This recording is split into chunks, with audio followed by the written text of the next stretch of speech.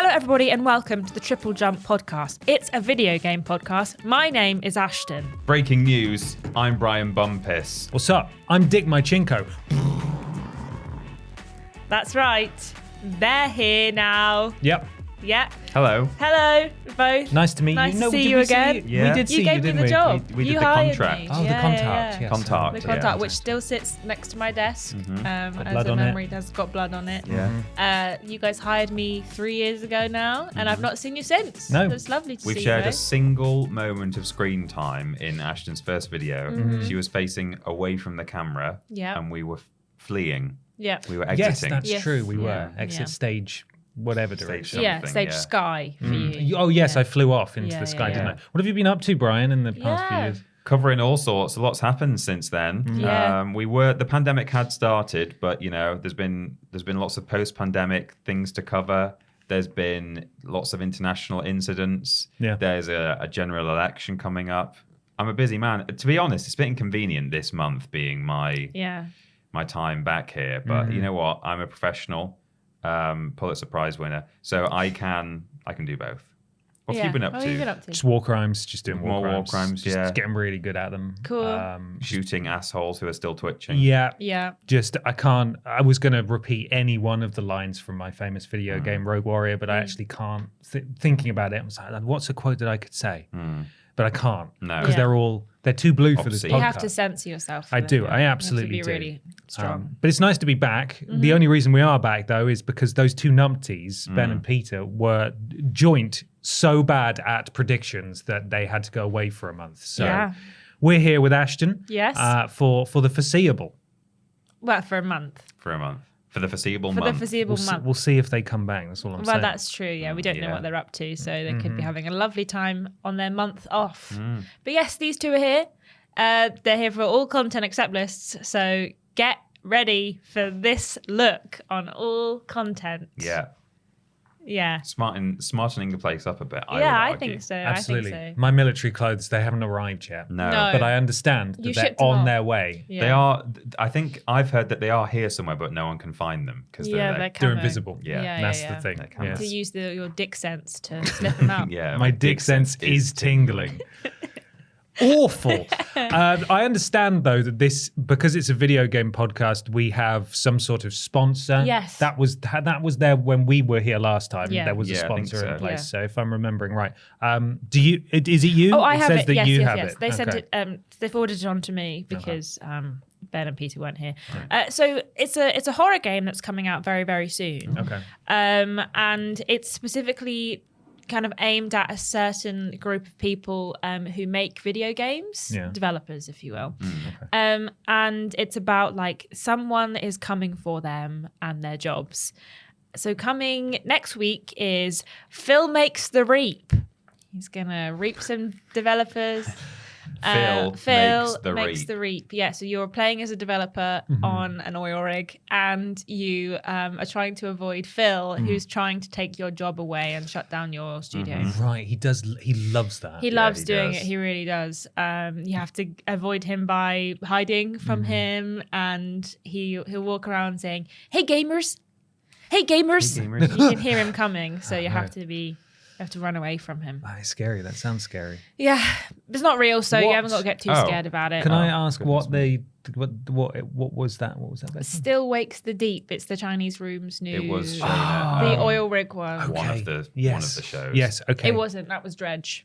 Oh, it On was, oil wasn't rig. it? Yeah. I get them mixed up. Yeah. But it is coming out next week. Yeah. Not the one. The that, oil rig horror game is coming out next week. Gotcha. So that sponsor Still that you Wakes said the was Deep. not real. No, Phil Makes the Reap isn't real. That isn't real. But Still Wakes the Deep is real. Is real, as are our wonderful patrons over Yes. at patreon.com/Team TripleJump. If you go and support us over there, you get access to all sorts of stuff, early worst and weirdest games, which will feature us for the next month, exclusive access to episodes of Rules Boss and Main Menu. You can ask questions on this podcast, and there's tons of other stuff there as well. Patreon.com/Team TripleJump. TripleJumpShop.com if you want to buy some merch. You're wearing some merch. I don't wear so much. Here Excellent. you are. We're Ka-chow. Oh, no, hang on. Oh my gosh, they're Supermaning I'm it wearing right some now. merch. They're both wearing merch I'm actually underneath. also wearing some merch. But Yeah. this isn't available anyway. No. You can see a bit of orange. This there. is. This new Yeah. logo merch. I think I stole it off Ben's desk. 'cause Yeah. It's not. He doesn't need it. Where he's gone, he doesn't need clothes. What does that even mean? I don't know. Speculate wildly in the comments. He's naked all the time. The whole month. There's what's so out this cold. week on the channel. Us, we're out this week on the channel. Hello, These two. Brian and Dick, we're back. Yeah. Should we do question 1? I think we should.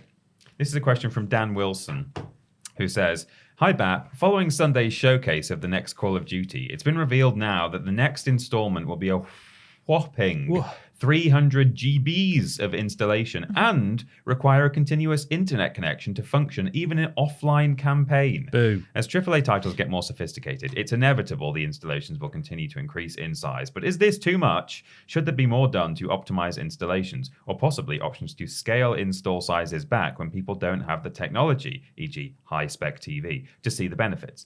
Thanks." Thanks, Dan. Thanks, Dan. I've got a write-up here from Eurogamer, from some fellow journalists, who say, "Call of Duty Black Ops 6 will require a continuous internet connection, even when you're playing its campaign mode. In a blog published by Activision today, the publisher advises the Cold War set shooter uses texture streaming across all game modes. This means you'll need a continuous internet connection to play any game mode, including campaign," Activision wrote. "Why does Call of Duty require the internet to stream textures?"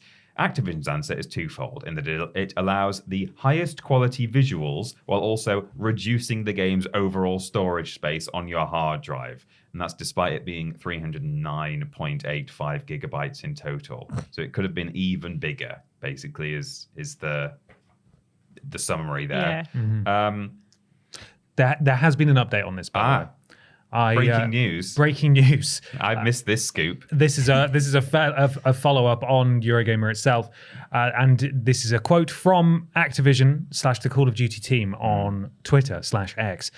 "The sizes as shown include the full installations of Modern Warfare 2, Modern Warfare 3, Warzone, and all relevant content packs, including all localized languages combined, which is not representative of a typical player install experience," it explained, before adding, "Players will be able to download Black Ops 6 at launch without downloading any other Call of Duty titles or any of the language packs." So it's still going to be massive, but it's not. Yeah, well, this is what I was going to ask, because when we've had games go out previously, it's asked you what you want to install. Which parts of it do you want to install? So, it's not going to be 309 gig unless you want to install everything all at once. But I would imagine if you're just going for the campaign, you can just sack off installing other stuff. Yeah, and that article, I didn't want to go on too long with excerpts of the article, but it does continue.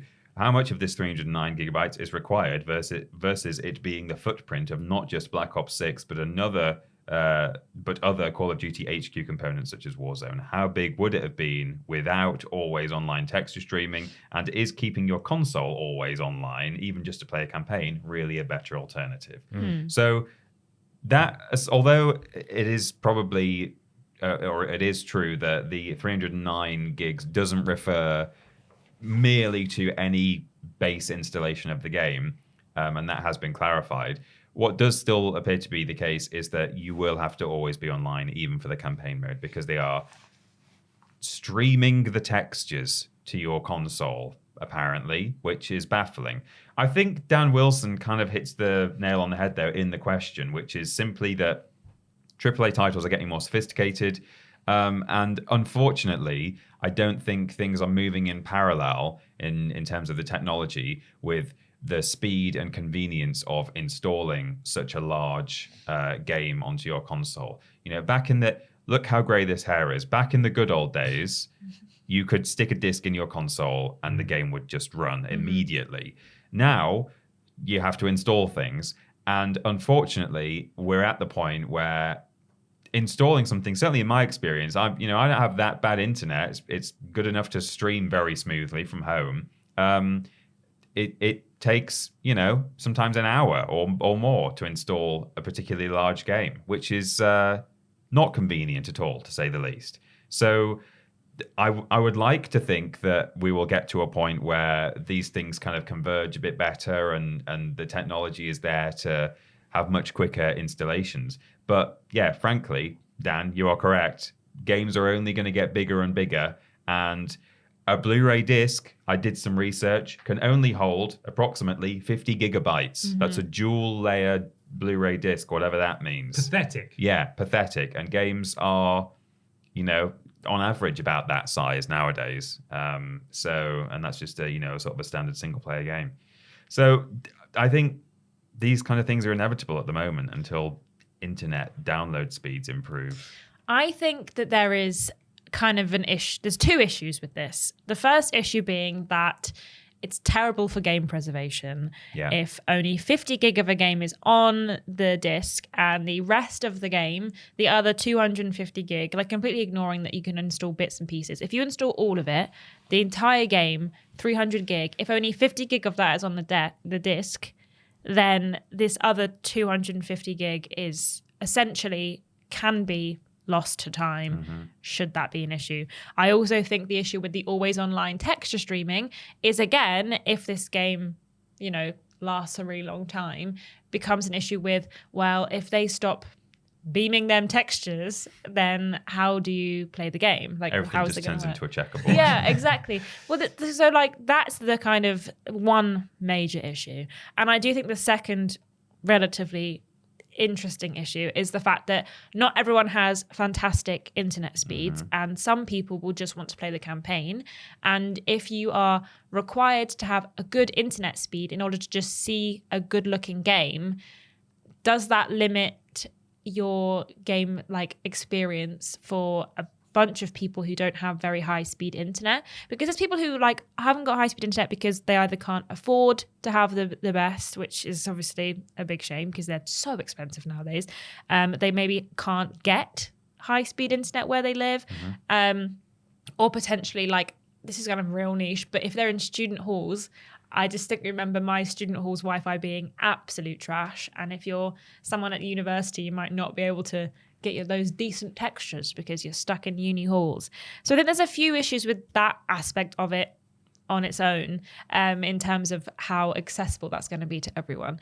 But I mean, I don't mind so much that a game has a long install. It's not the end of the world for me because it's do something else. Yeah, I'll do something else for an hour.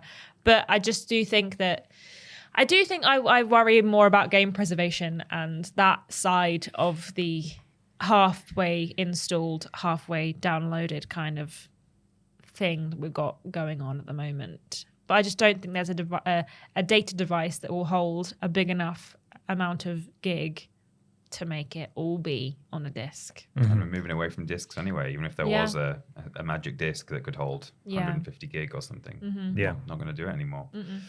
If I did have the choice, I would definitely prefer to download these textures, especially if it's going to give you the option of what parts you want to download, which it normally does. Although, if my experience with Modern Warfare 3 was anything to go by, that was a complete disaster. Right. How that was laid out. It wasn't clear. It wasn't very good at all. And they were rightly criticized for that. It looks like that may well be the case with Black Ops 6 as well. In that, when I was just having a look through the PlayStation Store on the Summer Game Fest section, and it was just listed as Call of Duty, which is what they call their sort of landing page, where it shows that you already have trophies in it. And it's like, have I downloaded the right thing? I don't even know what I'm dealing with here. You load it up. It's a horrible, confusing landing page with everything on it, advertising everything that they do across all of Call of Duty. And I personally despise that. I think it's not... It's a really unwelcoming user experience, and I get that they want it to be ubiquitous and then you can access everything in one place. But when it's throwing up new issues that we haven't really encountered before, like streaming textures, which may well happen in some online games, but certainly I've not heard about that being necessary for offline play.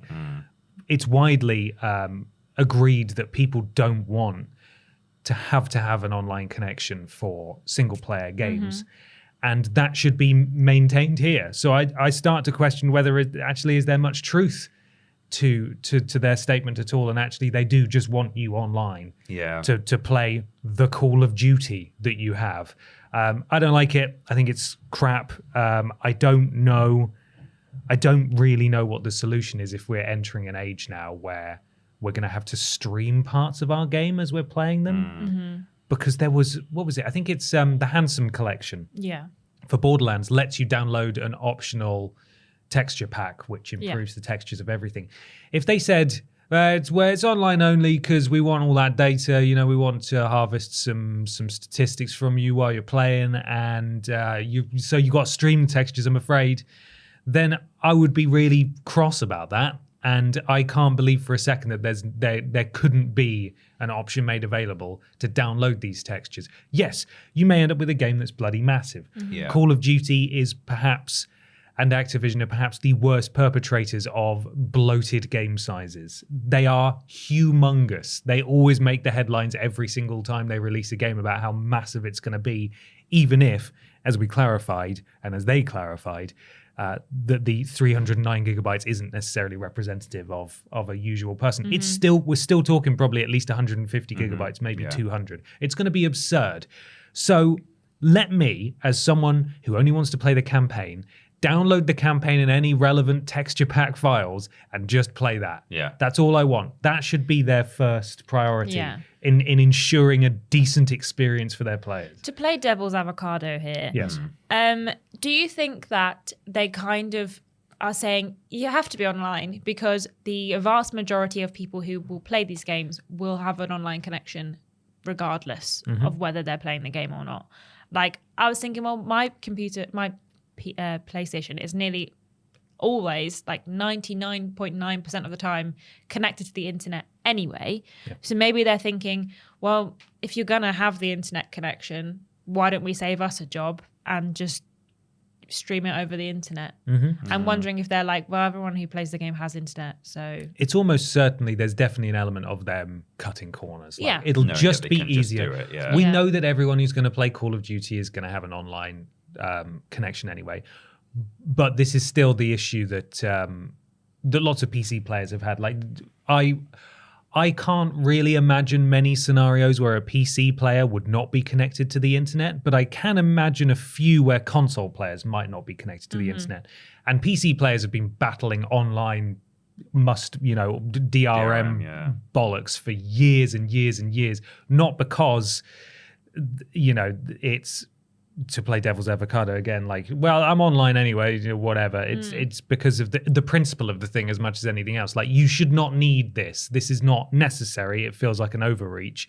And so, yeah, just I don't get it. Well, also, what if your internet goes down? What if there's just an outage, or there's an issue at the other end? There's some kind of server problem. You can't even play the single player campaign if your internet goes down. Yeah, I'm pretty sure there have been stories about that with other video games. The first weekend is everyone's tried to play, and then no one can play even the offline stuff, and it's like, this is stupid. This is so backwards. We've kind of come to a complete inverse. We've gone through the full journey of, as I said earlier, having discs that just have the full game on, you put the disc in and play it. And then there was a period of time, I assume it was true of the PS3, but certainly I remember the Xbox 360, you got your game disc and you could just put it in and play it off the disc, but you had the option, you could say install game, and it would just put some of the data like onto your console, and I guess it would reduce loading times and stuff. It wasn't on PS3, was that never an option? No. But so that was just a little bonus option. Oh, if you want to sit through a bit of a progress bar,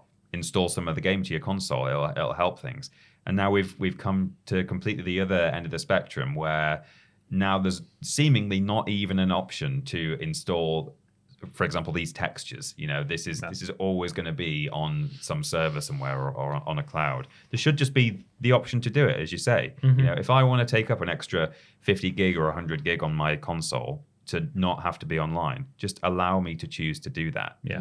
For me, it's not so much about accepting that, well, I'm going to be online anyway. It's more accepting that, well, these games look better than, anything I could have possibly imagined 10 years ago. Yeah. So yes, they're unfortunately going to take up half of my console storage, and I'm going to have to delete some games to make room for them. That is a concession I'm willing to make. It's not one that I'm thrilled about, because it's a pain in the ass to have to go through and delete stuff when I'm downloading a game I want to play. But I'd rather do that than have to be online to play what is for me an offline game. That just feels unnecessary. Yeah. And I think that's the real headline here, outside of the absurd size. Yes, we should find a way to make these file sizes smaller, because they are so massive. Warzone reached an absurd size in the end when I stopped playing it, and I imagine it's gotten even bigger since then. It's bonkers. I don't understand. I think it's a a conspiracy from Big Hard Drive. Big hard drive, yeah. They're trying to make us buy big hard drives. It reminds me of the early days of the PS1 and probably every console, really, where some really clever, like, small development teams were coming up with ingenious ways to pack as many possible polygons onto the screen as possible. They were coming up with amazing technology, like, you know, like clever, like, level of detail stuff and, you know, all sorts of things. And now I kind of feel like we may... I mean, this might be a bit cynical and a bit unfair, but it almost feels like we've reached a point where they don't have to do that anymore. You know, they're not in a position where they're being forced to, okay, how can we like still make this game look amazing, but sort of compress everything into a disc and like be really clever about how we do this? No, it's fine. We'll just, there's too much stuff to put on the disc. Well, we'll just have some of it downloadable then. Yeah. Shrug. It's very much the same approach as the day one patch kind of thing. Yeah. It's like, it's a lot more Fix it on flexible. day one. It's a lot more flexible these days. So Yeah. we'll just stick it out as a patch or whatever. Yeah. Well, now it's time for a segment that I thought we could all try. Just, you know, you guys get you back into it. Thought we could try a new segment. Okay. That's called What We Playin. Okay.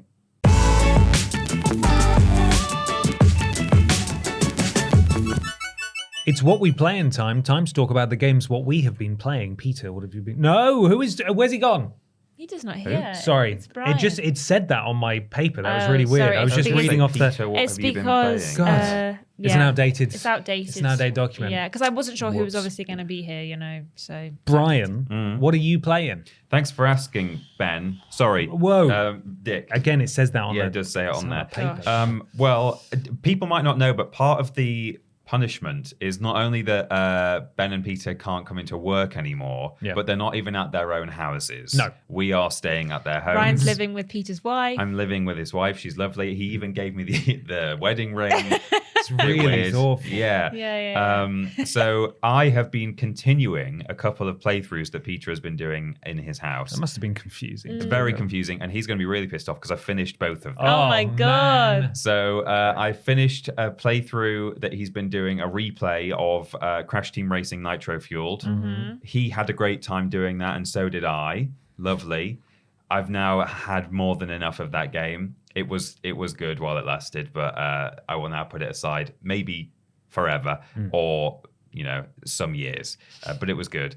And similarly, there was only a little bit to finish, I didn't realize, of Myst Masterpiece Edition. Who one of you wasn't here? Me. You. Neither of us So were here. so I'm told by Peter. I wasn't here last You week. weren't here last week. That's right. But Peter and I have been playing Myst Masterpiece Edition, which is a point-and-click mysterious puzzler. Very good. Puzzler. And there was only a little bit left of that to do, it turns out. So that was lovely, and there are more of them to go at. Not going to go straight onto them, I don't think. I want to play... I saw a video last night on YouTube of a game that kind of passed me by. I've written its name down because it's very weird and counterintuitive, the naming. It's an underwater swimming with lots of fishes video game, but it is called... I'll tell you Yeah. in a few moments. Okay. Can't wait. Abzu. Oh, yes. Yeah. I played Abzu. Have you both played Abzu? I haven't From played it, but I've seen people Some of play the devs who did from that game company who did Journey. Yes. Oh yeah, stuff. it looks Which is the very reason I Journey. played it Yeah, when it came exactly. out. Yeah, so that totally passed me by, and I was watching a YouTube video last night, and I thought, oh man, that looks really nice. So now that I've finished Myst and Crash Team Racing, looking for something new to play, and that fell into my lap yesterday. So I'm really looking forward to giving that a go. But that's all I've done this week. Finished a couple of Peter's games. Thanks, Brian. You're Cheers, welcome. Brian. So I'm in a bit of a weird mood at the moment. I obviously have Hellblade 2, but it wasn't running on my PC, and that really annoyed me. And then my boyfriend managed to get it running better on his computer. However, I haven't really had like the brain space to go back and play that game yet. I'm a bit sleepy all the time at the moment.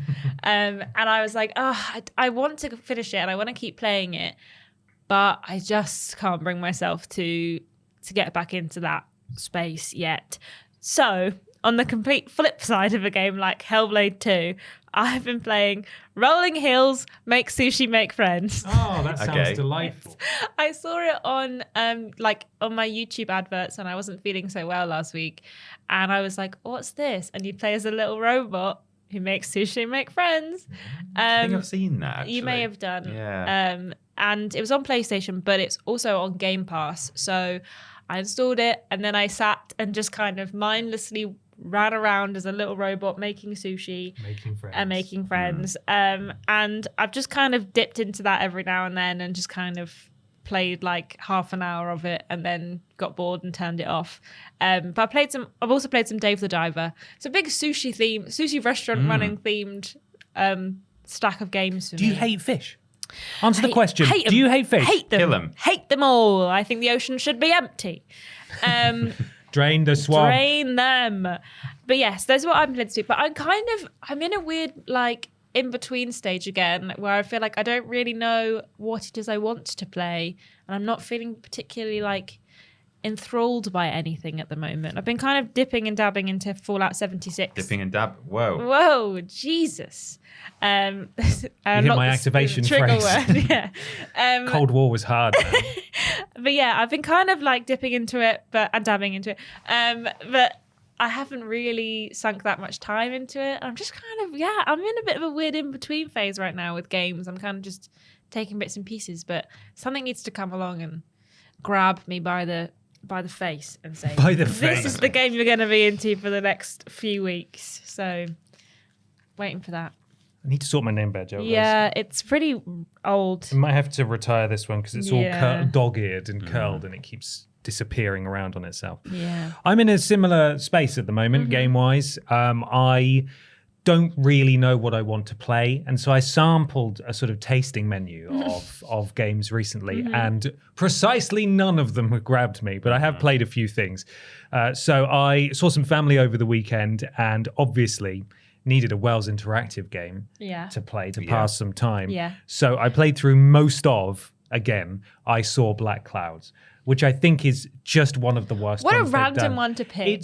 I offered up a selection, and I was told, that one, let's play that one. That one always looks like it's going to be so good because you think, oh my God, it's got ghosts in it. The trailer makes it look like it's going to be so good. And then you play it and you're like, what on earth is this game about? I've not seen that one. I've not played that one. Well, it's because we played it once and we were like, this is rubbish. And then didn't play. Never again. It also lasts for ages as well. It feels like on one of the playthroughs, which is precisely the one that we ended up with, it feels like it wraps up and then goes, but that's not really how it happened, is it? And it goes, and it's like, oh my God, there's more. It's all a dream. Yeah, it's all just quite confusing and rubbish. The acting's pretty decent in it, but it's just it's really confusing, and it's emblematic of the issue that we have with every Wells Interactive game, which is that you never get the full picture from one playthrough, but not in a way that inspires replaying. It's in a way that it's I have no idea what just happened. In the game we're making, that's one of our main inspirations of you can play the whole game. You're making a game? Yeah, we're making a game here. And annoyingly, we're going to have to wait until Ben and Peter are back continue filming because you guys are here. Whoops. But that's okay. I mean, maybe we could just sub you guys out. I think we could probably get you a wig. Yeah, just potentially. If you shave your mustache, get you a wig. Shave it off and dye it. Yeah. Do the Henry Cavill Superman CG. Yeah, we could do that. Hide that touch nice and easy. Outside of that, I played a little bit more Tiny Tina's Wonderlands in co-op. God, I hate the voices in that game. It's definitely something we spoke about at the time, but it's really it has the worst Scottish accent I've ever heard in a video game. In fact, in any media. And all of the English accents. Uncharted movie. Are you considering the Scottish man in the Uncharted Yeah, that was movie? also very bad. Also, all the English accents are bad as well, including every single player voice that you have. You can tell that they're American. There's just certain words that they say that don't sound right. And Mate. Awful. Honestly, it's so bad. And I've heard people come to the defense of Tiny Tina's Wonderland's voice acting from the stance that, it is Tiny Tina running a D&D session, so technically she's doing all the voices. And it's I get that from a lore perspective, it doesn't mean they're pleasant for me to listen to. Like playing The Last Guardian, people going oh yeah, well, the reason Trico doesn't respond to you at first is because he's a dog. I don't want a game where, I might as well play a video game where I have to wipe my arse or, breathe, press X to breathe in, press Y to breathe out. Don't make me do annoying bits of real life just because it's realistic. Yeah. So you can pass it however you want. If that makes it okay for you, then fair play. But every time I hear them speak, I'm like, God, that's such a bad accent. How hard would it have been just to find someone? Hire some Brits. Yeah. It would have been so easy. Anyway, that's my main gripe with that at the moment, playing through. Then one of my sampled games was Call of the Sea, which I've had on my wish list on PlayStation for a while. It looks like a sort of first-person exploration game. That. Have you? I think. Let me set in the 1930s. Yeah. You play as the wife of a guy who's gone on an expedition. Yeah. What did you think? I really enjoyed it. Okay. I've hit a brick wall with it because I found some of the early puzzles to be quite abstract. Google a couple of them because I was on the right track, but I couldn't, I wasn't quite getting everything where I needed it to. I was confused by some things, but I think after the first few puzzles, a lot of the later ones make a lot more sense. Okay. But I really enjoyed the story of Call of the Sea. I think that was the bit that hooked me in, and I like the presentation as well. I think it's a pretty game, but I played to most of the way through chapter 2, and then I felt like I hit a brick wall, and I was like, nah. Did you get to the stars bit? There's the projector. Yeah, I got to the projector and thought, well, this is. I had to Google that bit because I was really confused by what it was asking me to do because I was I was almost close, but it wasn't quite there. It's a little more puzzle heavy than I was expecting, and I think maybe that's turned me off it a little bit. But yeah, that was the brick wall for me on that one. I was like, nah, I can't be bothered with this. Then I played some unpacking, so I thought that'd be a nice chill game. And I did the first room, and I was like, this is lovely. This was quite satisfying. And then I got to the next level, which was 3 rooms, and I thought. Okay, I'm doing it again, but there's 3 rooms now, so this stuff's packed in the wrong boxes. This feels a little bit more challenging. Yeah, and I did that, and then I got to the 3rd level, which is 6 rooms, and I thought, absolutely not. That's exactly. I am not unpacking any more of these bloody boxes. I got to the 3rd level, and I was like, okay, this was nice. I like how the plushie is going from year to year, and now I've had enough of this. I like it in principle. Yeah, I do. I really like the idea. I love that game. Yeah. And I can see why people like it, but I think it's got a story. It does. Yeah. I've witnessed a bit of it. But I'll tell you what, Ashton, whoever packed those boxes doesn't know how to flip and pack. Yeah, but people don't know how to pack boxes. And also, they've got some funny ideas about where exactly certain items should be kept. I also couldn't tell what some of the items were. Didn't know what. Yeah, occasionally. Some of them are a bit confusing. A bit weird. No, I really. Did you think the N64 was a toaster? Did you? No. Oh. Didn't even get to the N64. There was this story where a bunch of young players kept putting it in the kitchen, and they were like, "What is it? If it's not a kitchen, that's a games big console." Bread slot on the top. Exactly. But yeah, I like it in principle. But I think the same issue I have with that and other sort of more casual chill games is that I kind of want them to just be the first level forever in a sort of very lazy, because the only reason I'm playing it is because I don't really want to be challenged very much. And so it's how I feel about outside of the stream that you did with Ben and Peter the other day, when I have played Unpacking 2 in the past. Moving out. That's it. Moving Out 2. I really enjoy just the chaos of the first level, throwing furniture through windows, and it's not hard, but it's just fun. And then they start adding the gimmicks. And then there's a spinning and then thing it gets in the middle of the room. and then it gets challenging, and I'm like, I'm no longer interested in this. Felt the same about Loco Roco as well, where it's like I just wanted to be the first level forever. Me too. I and Peter, coincidentally, we both played Loco Roco for the first time a couple of weeks ago. I think he talked about it on this podcast. Oh, okay. And I think his intention, intention to this podcast. and our intention was to play them all. Finish one, move on to number 2, move on to. There's a 3rd one, isn't there? I think there's Loco Roco Cocoricho. Right. Well, which is a weird spin-off. But that was exactly where I got to with it. I was like, this is lovely, and I like the concept. I don't want to think about how I actually have to navigate these balls around. Yeah. I just want to hear the weird childlike singing, and I just want them to bounce around and all absorb, and that's nice. So yes, I felt like I had a bit of a revelation hitting a brick wall and unpacking. I was like, oh, this is actually how I feel about a lot of casual games where I just really want them to be casual. Yeah. Still appreciate them in their own right. Yeah, absolutely. That was another brick wall for me. But last night I started Remnant 2. in co-op. Okay. Now, if you want some bad voice acting, you go to Remnant 2. Let me tell you, that's where it is. That's where they've put all of it. But no, that's really, I'm enjoying it so far. It has a lengthy introductory sequence that I think maybe it holds itself in a higher regard than it should. It probably should Takes itself a bit too seriously. Yeah, it should have got into the I just want to shoot things. I don't know who these people are. I don't care. Skip. Let me just play, please. Dead game skip. I would like to just play in co-op, and you don't get to play in co-op for a little bit. Also, I hate that. I hate when games do that. yeah, I agree. I hate when I have to reach your threshold to play with my friends. Yeah, I agree. The character creator is sort of disappointingly limited, which is a shame. You can't really make any monsters in there. But I enjoyed Remnant from the Ashes when I played that way after it came out. It's essentially a Souls-like shooter, which is a combination that I found really fun. And I haven't gone very far so the far. one of those were out. Yes, yeah. It's 2023, I think it came out. So Yeah, last year. But me and my friend have been sitting on this for a while because we wanted to play it next time we could hang out in person, but that's just hasn't happened yet. So we gave that a go last night. Didn't get very far. I like the different classes that they give you this time that are actually, it sort of differentiates itself from Souls games a little more in that it's not just you have different starting levels in different things, but ultimately then you can level however you want and wear whatever you want and wield whatever you want. This you actually do. Like I've gone with a close quarters specialist who has like actual plate armor and is a bit slower. You will have special action skills as well, and they're specific to the classes. One of them, you get a dog. Cool. Nice. Get a dog who will endeavor to revive you if you go down. There's like a medic class and stuff. So my friend's a medic and I'm just in there punching stuff. And it's really fun so far, but I haven't played much. So hoping to play a bit more of that. And that is what I've been playing. Lovely. It's time now for question 2. Comes from Cameron Keyword. Hi, Ashton, Brian, and Dick. X-Defiant, the free-to-play shooter by Ubisoft, has pleasantly surprised me with how good it's been, and the man in charge, Mark Rubin, has been open on Twitter with upcoming improvements.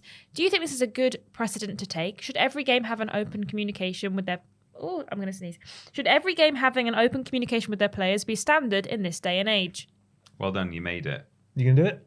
I don't know. It's really sitting like right It's getting here. there. Thank you, Cameron. Thank you, Cameron. Thank you. I certainly think it is a good precedent, and it would be lovely for every game to have open communication with their players as standard in this day and age. But I don't know if it's necessarily practical, or it's certainly not. I think it would be naive to expect that is something that we will have more and more of over time. I think, if anything, things have gone almost the other way. I mean, I think obviously in the early days of the video game industry, there weren't the channels that we have nowadays to have open communication. They would just, do stuff with journalists in magazines and, then on websites. Then the real rise of social media made it very easy for developers to be more open if they chose to. And there have been certain individuals over time who have been very chatty, sometimes to their detriment online, and others less so. But now I feel like we're kind of reaching a point where, I don't know necessarily for what reason, but I think generally speaking, this is kind of an exception. And you just have these, I think it's actually the reason is probably because we have bigger and bigger companies who are more and more faceless. That's not to say that we don't still have some interesting, unique characters in the video games industry who, do work very hard on projects and are happy to talk to people about it. But it feels like an industry that's getting more faceless over time, in my experience. I'm sure there are some individuals you could think of who are exceptions to that. So it would be nice, but I can't see it actually being a precedent that is going to be followed by other people. Certainly not in the sense that they're going to see that and think we should do that too. They'll just do it off their own backs if they choose to or not, which is a shame because I think it's a really good thing to have in a community, especially a multiplayer community as well. I don't necessarily think that it has to be an individual from a company. I think that it would be great to see a lot more. We have got such huge social media presences from so many games, and something like X-Defiant, even if it was coming from their own Twitter, just the official account. Yeah, true. Would be great. I think that we've said before that we would really like for everything to be a bit more transparent in terms of how the games are going. We'd rather people tell us what's going on rather than just leave us in the dark for like 3 years at a time. I think it should be more common that game developers are more honest and like just straight up tell you what's going on with the development of it. I think that we see a lot of smaller studios and a lot of indie developers being a lot more transparent with, this is what's coming to the game next. You guys said you wanted it and we've done it. We've been working on it. It's not going to be here for a while, but once it is here, like, we hope you enjoy it. I mean, we can see, like, look at the Stardew Valley guy and how, like, transparent he's been with a lot of the stuff that he's been adding to the game. And I just think that, like, people appreciate when game companies and game developers, or even like an individual, are honest with them and also give them like the time of day and appreciate the time and money that they've put into a game. And I think that this is a really great thing from Mark. Good for him. Especially when it comes to working for such a big company like Ubisoft. I imagine that there's probably a lot of ways that Ubisoft like to do things, and I would imagine that this isn't necessarily the way that they would do it, but clearly it's got a positive, reaction. I wouldn't want to put an individual dev or like head of department in the public eye like this, because we've seen how people react when things don't necessarily go the way they want it to. And it's not their decision, or and it's sometimes not their decision. You're the face of it, and actually it's people above you. Yeah. But I think it should, if anything, it should just be like the game social media or the general company social media rather than an individual. I think that's putting a lot on the shoulders of one person to take on. But I also think it's great when games ask their players what it is that they want from the game, and they ask, we love that you love the game. What would you like to see in it? That's always great because it just brings a lot more community into the space. So I think it's a good thing, and I would love more games to kind of take on this approach. It would be nice. Love. Yes, it would be nice if every game did this, but I don't, as you guys said, I don't think it's practical. And in some cases, I just don't think it's necessary. I think particularly, especially in a game like X-Defiant, which lives and dies by its user base feeling valued and seen and listened to, you sort of need to have someone who's constantly there as the person. There's a couple of people like that for Helldivers, the community manager who martyred himself. Yeah. And the guy who's the studio head, can't remember his name, who also seems like a very affable chap who's always there and always posting about stuff that's happening and reacting to things and so on. I think that's a vital thing, because you need your players to not only feel valued, but like it's a great way to communicate changes that are coming and new content and stuff like that. And I think it's just a way for the community to feel heard as much as anything else, especially in a game, as I said, like X-Defiant, that's constantly shifting, constantly changing.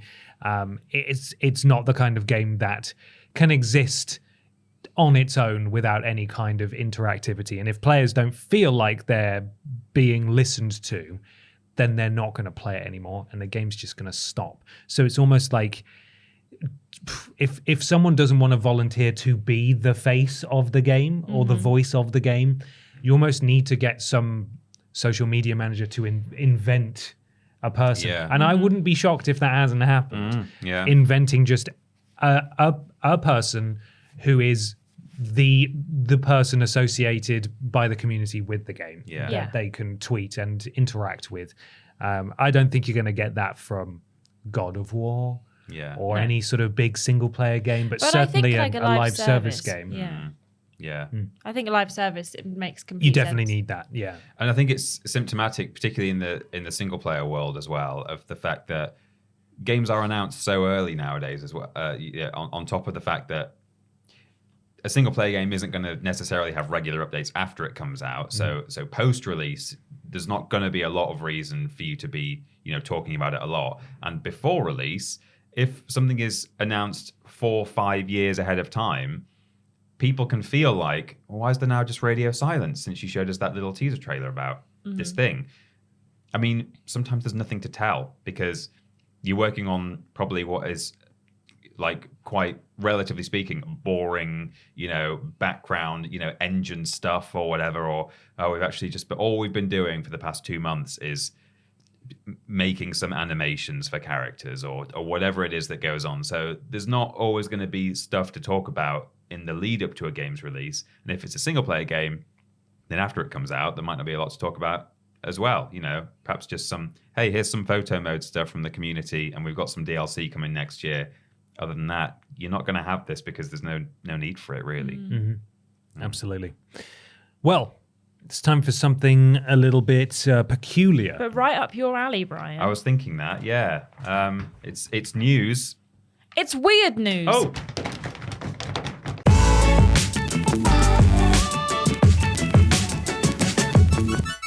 It's weird news time for some weird video game news. Remember, if you want to submit some weird video game news to us, you can do so under the relevant social media post that goes out on a Tuesday. However, if you'd like to guarantee a shout out at this point in the podcast, you need to go to patreon.com/Team TripleJump, support us at the appropriate tier, and become a podcast producer, just like Chip Thompson's Thumbs, GY Goliath, Nexus Polaris, Nicole Hansen, Andy Scott, Blake Thomas, Kyle Gary, Eric Siu, Shaman Nomo, Great Giggity, Melody Elvanay, Katie Garrett, Huge Arse, Gabrielle Philipping, Potato Shack 99, and Big Money Bobby Vegas. Thank you, podcast producers. Appreciate all of you. Thank you, podcast producers. Lovely to see so many wonderful names on there. You guys have really adapted to this, the podcast, considering it was completely different when you guys were here before. Ryan, yes, that's true. Well, I lied earlier. I did listen to one episode. Oh. I listened to one episode, so I got... He's a real fan. Got a bit of research. Brian, what you got there? All the best news is read directly off a mobile phone device. That's how they do it in the big business. It is, yeah. This is a story submitted to us from top fan Jonathan Wong via Facebook, I think it was. But it must be because he's a top fan. And it's according to timeextension.com. Random.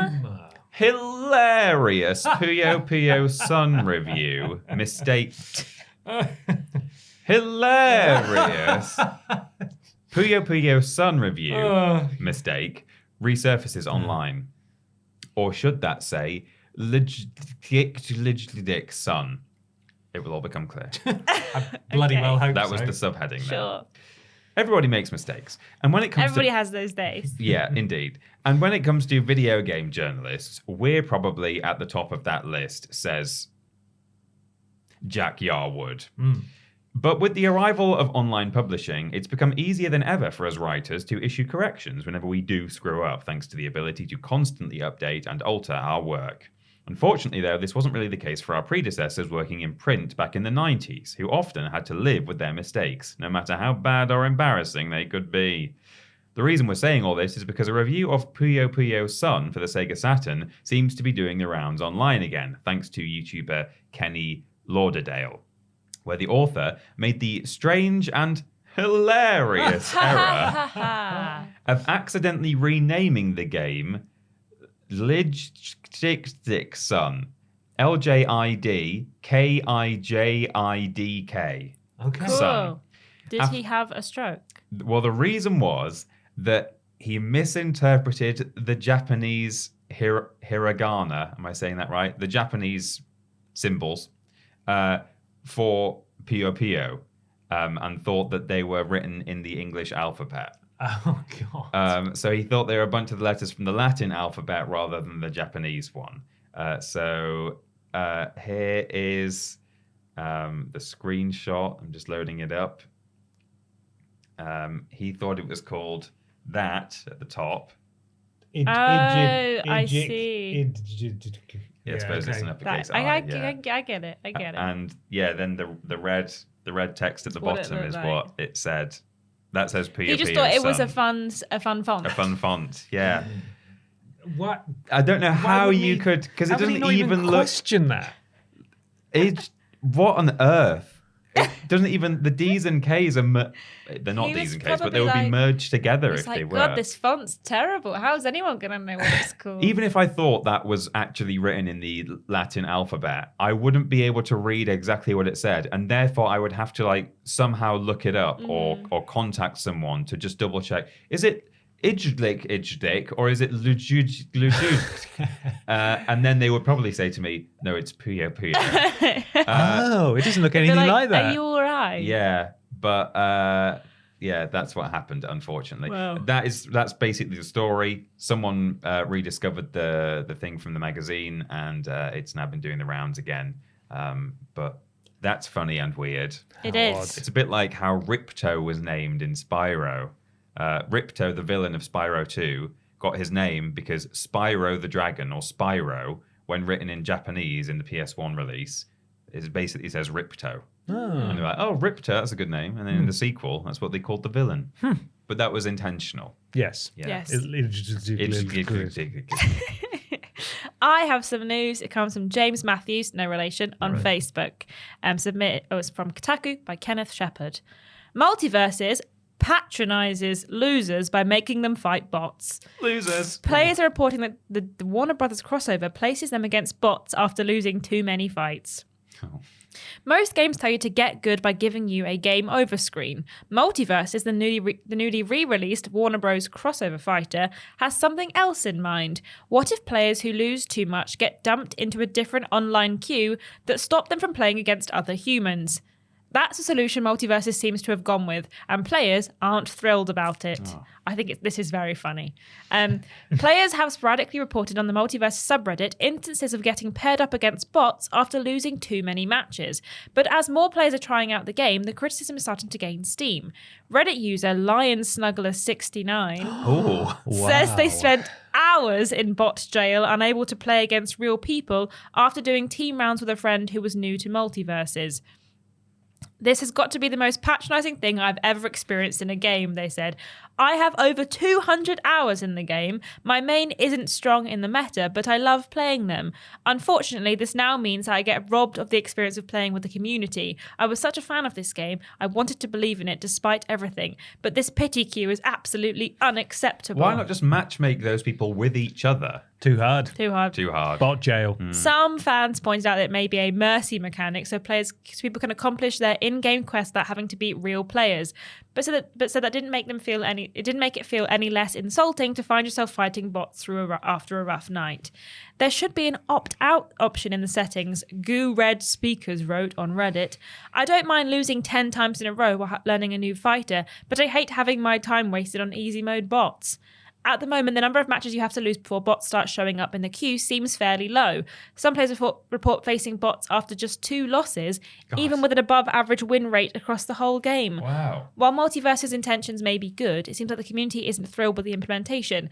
Added to the list of problems fans have had with the game since it relaunched in May, as the game has been subject to criticism around its online lag, balancing issues, and monetization. We've reached out to Player First for comment on the situation, but we'll update it if they heard back. Maybe they're in bot jail as well. Maybe. It's kind of funny though, isn't it? I think it's funny. Yeah, imagine like you're like, oh man, this time will be the time, and then it just says bot above the head, like really mugs you off. Does it actually say bot? I assume they know it's a bot, so I would assume it must say bot or something. Yeah. I remember when I first played Halo at a friend's house on his Xbox, my friend would go on voice chat and say, my friend is new to Halo, can you like not kill him, please? And they just killed me anyway. Yeah. But I thought, having never played online before, well, that's clearly how it works. He's going to ask them not to kill me, and then it's only no one listened. They just killed me. They still killed him anyway. They still killed me anyway. It was really but rude. being Dick Mycinko, you came back the next time and I found out where war crimed them all. I war crimed them in real life and found them. I love how they're also. I mean, maybe this isn't true if you're getting botted after 2 matches, but I love how they're kind of telling on themselves as well. Yeah. Like, oh, I'm really annoyed. I've been put in a bot match. Yeah, because you're crap. Because my friend is bad at it. Yeah. My friend, who's a completely different person to me, is bad at the game. Mm-hmm. I've got some weird news from Joe at Hojo Blojo on Twitter. This is an article from Kotaku by Kenneth Shepherd. Oh my God, a double whammy for Kenneth. We're following up on last week's. We did some, Ben and Peter did some hedgy wedgy news last week. This is some more hedgy wedgy news. Cool. Sonic Team Boss explains why Shadow the Hedgehog doesn't use guns anymore. Oh. Important. Got to go war crime. Update. Exactly. Yeah. 2005's Shadow the Hedgehog game is a fever dream to look back on because of its dark tone, a striking departure from Sonic series norms. It included swearing in its dialogue, had its titular anti-hero use vehicles when it would have been faster to run, and most infamously had him use firearms to take out baddies and good guys depending on which paths you took. Sonic X Shadow Generations, the enhanced remaster that includes a new campaign starring the black and red hedgehog, pays tribute to the 2005 game, but notably, we've not seen Shadow pull a Glock out. That's because he doesn't need weapons this time around, according to Sega. Maybe he's moved out of America and he's not allowed the right to bear arms. Maybe not, no So right. he doesn't have that opening cutscene where he executes Where Sonic. he kills Sonic, absolutely.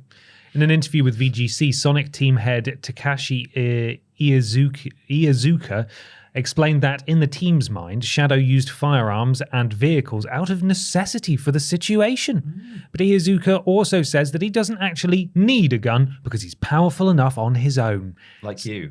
So there's yes, exactly. So there's a bit of conflicting messaging about whether Shadow used guns in the 2005 game because he had to or because he wanted to. Yeah. Yeah, in the game, Shadow did use a gun, Iizuka said. But when we talk about Shadow, he would use whatever he needed in the moment to get the job done. So he would pick up a gun or ride a bike in order to get the job done. He's that kind of character. He's that kind of guy, you Just know. that kind of character. If he has to kill someone, he'll get a gun out. But he's also extremely powerful on his own and doesn't really need a gun or anything because he can do it himself. He is a weapon. So as long as there's no need for Shadow to use a gun, he'll probably not use one. And then the article continues, but I like to think that Shadow's gone away and he's done a bit of soul search and he's like, maybe I don't need a gun anymore. Yeah. Maybe I can just punch people to death He's instead. gone to like a karate Zen retreat for like 6 years. He's and looked he was inwardly. He was like, I can kill people with my bare hands. I don't even need a Don't gun. need a gun. But Shadow, why do you need a gun? He's like, because I've got to guess- shoot people. Yeah, but why do you need to shoot Why them? do you think you need to shoot Why people? did you need to shoot those people? Why do you need to shoot He's people, like, Shadow? oh my God. Especially Shadow, when you can get the job done with your fists. Yes. We all know this. You are, after all, a weapon. A weapon. Yeah. Anyway, that's my weird Which news. in England just means he's stupid. Yeah, loser. Yeah. Total weapon. Complete weapon. Yeah. It's time for the big discussion. Oh.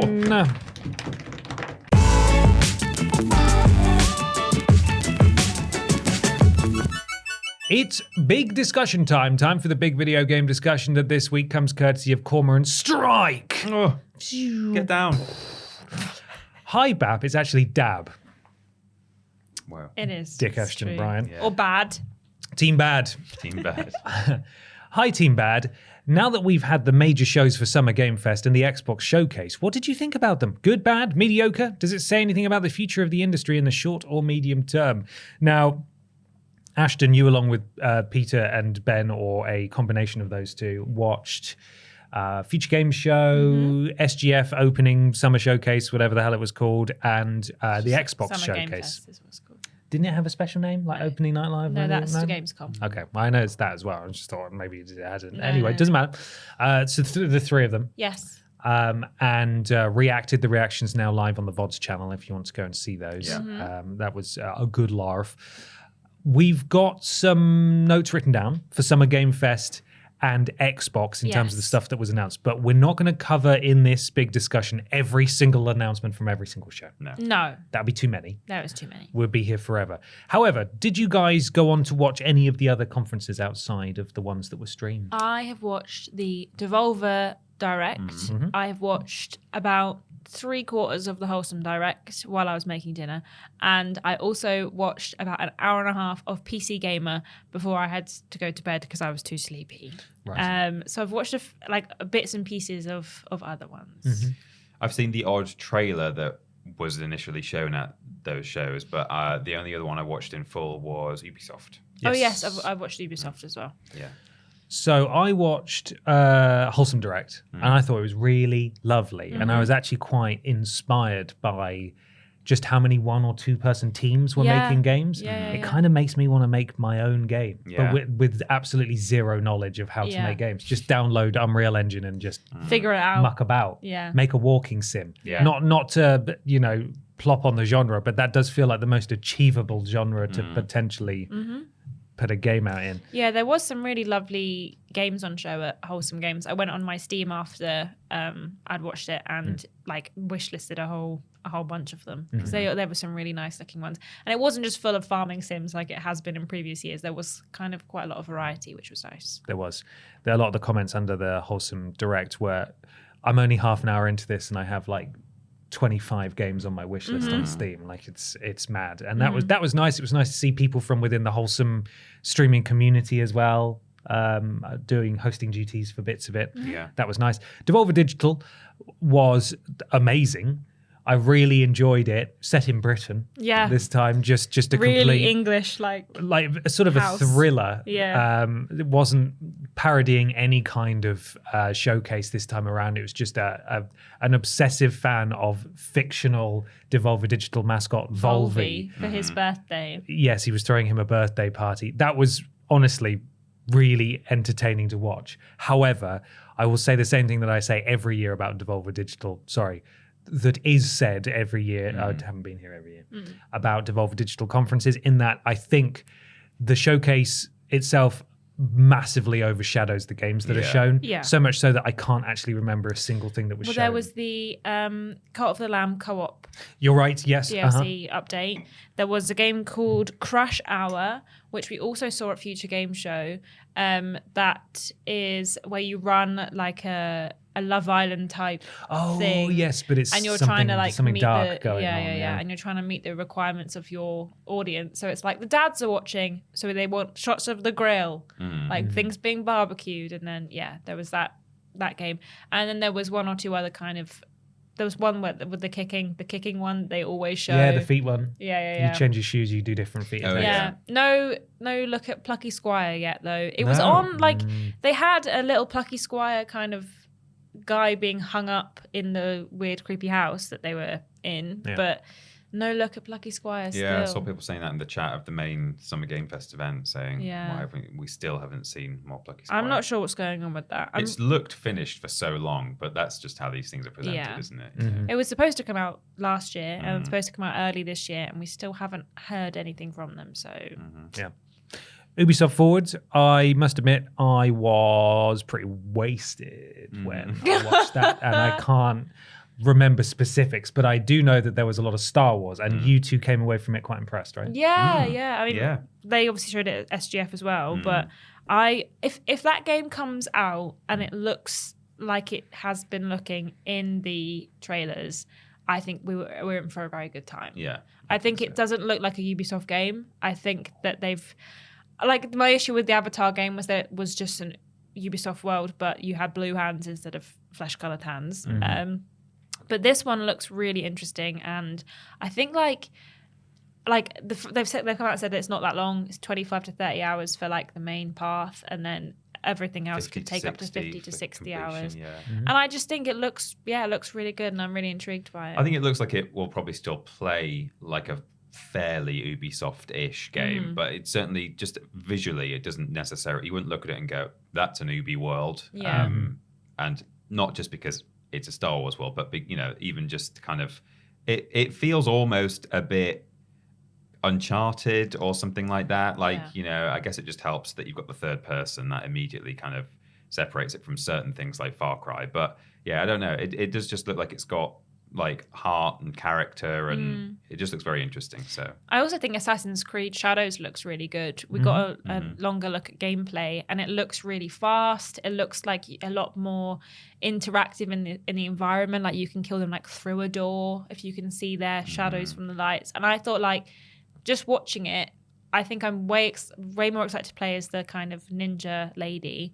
But I think it looks really good, and it looks like a real, hopefully, return to form for them from and confirmation, as we were speculating, that you, at least on some occasions, get to choose which character you want to play as in a mission. Yeah. They've said the map is not Valhalla big, but it's sort of Origins big, which it doesn't mean anything to me as someone who hasn't played Origins, but it's nice to know that it's not quite as humongous. Yeah. Too. Did you guys hear about the hands-on impressions from Star Wars Outlaws? Various outlets saying that they actually found it incredibly boring. Oh, really? Yeah, there's been quite a lot in the past couple of days since the forward.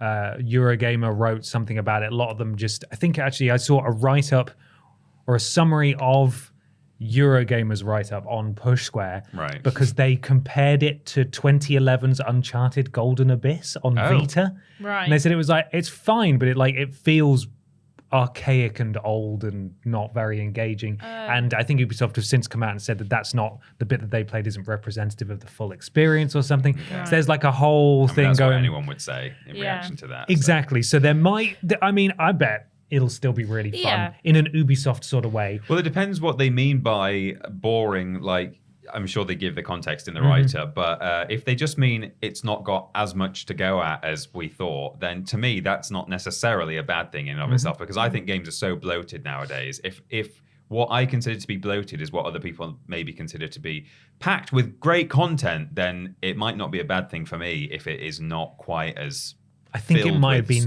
gunplay or and the actual gameplay yeah, itself. the actual gameplay itself that they took issue with. But I haven't read this personally, but I was like, oh man, everyone came away from that showcase thinking it looked really, really good. And now it seems the people who played it were like, actually, it's not that good. Hands-on, which is if true, a real shame. But hopefully that's not the case. Yeah. Just thought it was worth mentioning.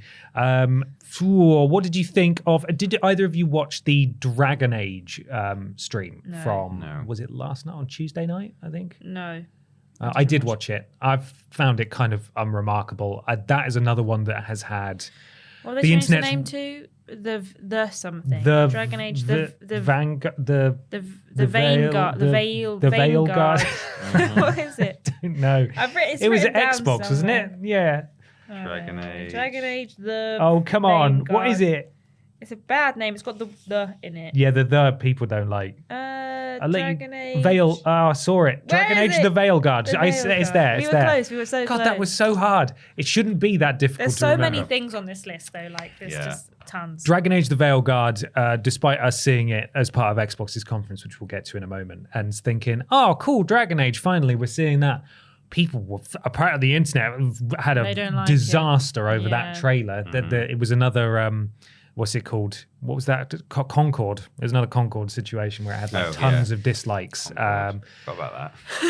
So I watched it, and I think I remembered a couple of characters from Dragon Age Inquisition. It has been about 10 years since that game came out, so I can't remember any of them. But I just thought it looked absolutely fine. I think it's definitely going to tick boxes for Dragon Age fans.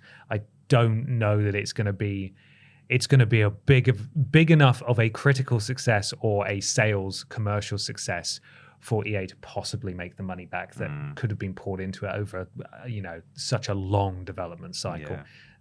But hopefully that calmed the internet down a little bit. I haven't checked in with the internet since they lost their mind at the trailer. Hello, internet. Hello, internet. But maybe the gameplay, how's it going? they thought it was all right. What did you think of Future Game Show? I actually enjoyed it. I thought we saw a lot of games, a lot of them, again, AA/indie studios. But the thing that I think stood out to me the most during the Future Game Show was the terrible banter. Yes. It was a bit. But also, I thought that the Unreal Engine 5 kind of showcase that they did, where they showed off a bunch of not stills, but single shot kind of sort of dioramas. Looks, dioramas that people have made in Unreal Engine 5. I thought that was the bit that I was most impressed by, because some of those looked incredible, and I think it really hammered in what you can do with Unreal Engine 5 and how you can make things look. I felt like there was more imagination shown in. I mean, I know they had the opportunity to put dozens and dozens of different things in, so you're going to have variety. But it felt like there was more imagination shown in that little showcase than there is in most of the AAA scene at the moment. You kind of just want whoever came up with that world that we've got a little viewpoint of, just let them do concept design for these big studios. But I like that we got to see one of the or the director of the what's he called, the horror game, the casting of Frank Stone. Oh yeah. Oh yeah. from Supermassive, because he looks like he should just be a character in one of those My games. God, the guy was so chill. So much charisma on that man. I was very impressed. I thought it was good. I did find the jokes very, very challenging. Yeah, I wasn't. They always keen on the are. presenting, They but- really did. PC gaming show is equally as terrible. I just didn't even bother this time because of that. I was watching it and I was like, please somebody, day 9, I'm begging you, please. I think I came away. He did one good, actually, there was one really good joke in PC gaming show that like was right at the beginning where he was doing like an old, like a medieval style, like, I don't know why they were doing it. I missed the context of it. But he was presenting as if it was the medieval times. And he went, in order to play it, just pop your kettle on and you can play it on Steam. And that made me laugh. God. It was like the only joke where I was like, actually, Pop I'll your give you kettle that, day 9. Kind of funny. That's a Cat Elliott groaner right there. That one. Rubbish. It is. I was just going to say, I took. I think I came away from Future feeling like I was interested in more individual games than I was in the actual main Summer Game Fest thing. I think we both agreed. Yeah. Well, I say we. I'm talking Me on and behalf of Peter and Austin. I, we really agreed. left Passed on notes. some notes. Yeah. But I've not written down everything we saw at Future Game Show because No, like, that's fine. We'll there's just already focus on. 2.5 pages of. We'll go through Game these quickly, series, but before we get to that, I just want to say, in regards to Summer Game Fest, I felt like it was more so than perhaps any other year, and especially, well, maybe not as much as any other year, but certainly compared to the other directs and showcases that we had over the weekend, it felt far more like a sort of pay to win advertising fest, which is exactly what it is. Yeah. And we're under no illusions that it isn't that, but it definitely felt like there are some real right tonal shift turns here between genres and who paid for the most screen time. What was it that was on screen for bloody ages? Battle Crush. There was one where there was a guy who had like the cartoon nerd voice, who was talking over the top of gameplay, and it was like a free to play, basically like mobile game thing, and it felt like it had ages on the screen. I think was it Valorant? Oh, maybe Valorant. I don't remember. Valorant was which there, one. but I don't remember one being on for like a really I felt like there long was time. one game that had like 5 minutes, and it felt like it wouldn't. It end. was the Clash of Clans spin-off that had Chris Hemsworth. And No, stuff in it. not that, but that was really That weird. went on. That was That went very on weird. for ages as Very well. high Like it kept budget. going. I enjoyed the trailer only because it had all the famous people in it. Yeah. But it was like, well, how much money are they making that they can Yeah. afford to get all these people in here? Yeah. It was bonkers. Yeah. What did you think of SGF? SGF, I mean, the only things that really interested me or excited me were things that we already knew about, like mainly being Star Wars Outlaws, which we then saw far more of later on. That's the one I remember being interested in, and then there were like one or two other things. Like I thought, where is it? What's the one with the little wolf called?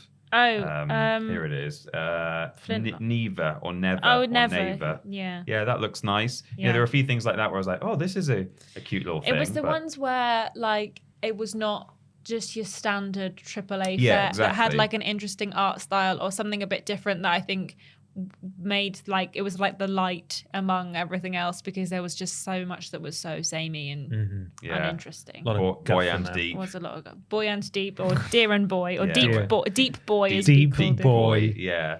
But yeah, I mean, honestly, I came away not that excited.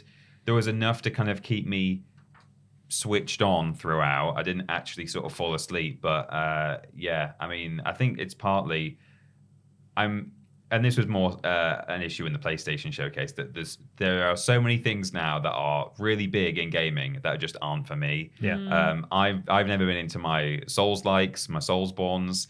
I don't generally like live service just as an overall model.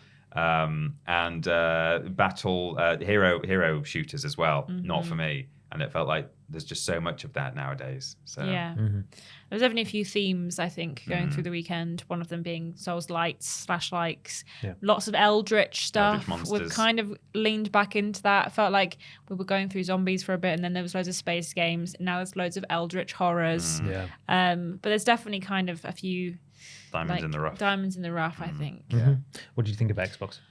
I really enjoyed Xbox, actually. I think it had a really nice selection of games. I think, again, some of them were a little bit samey, and I do think that there wasn't anything specifically like stand out among the crowd. There was a few that like we'll talk about in a minute that I am excited for, but were games we already knew about.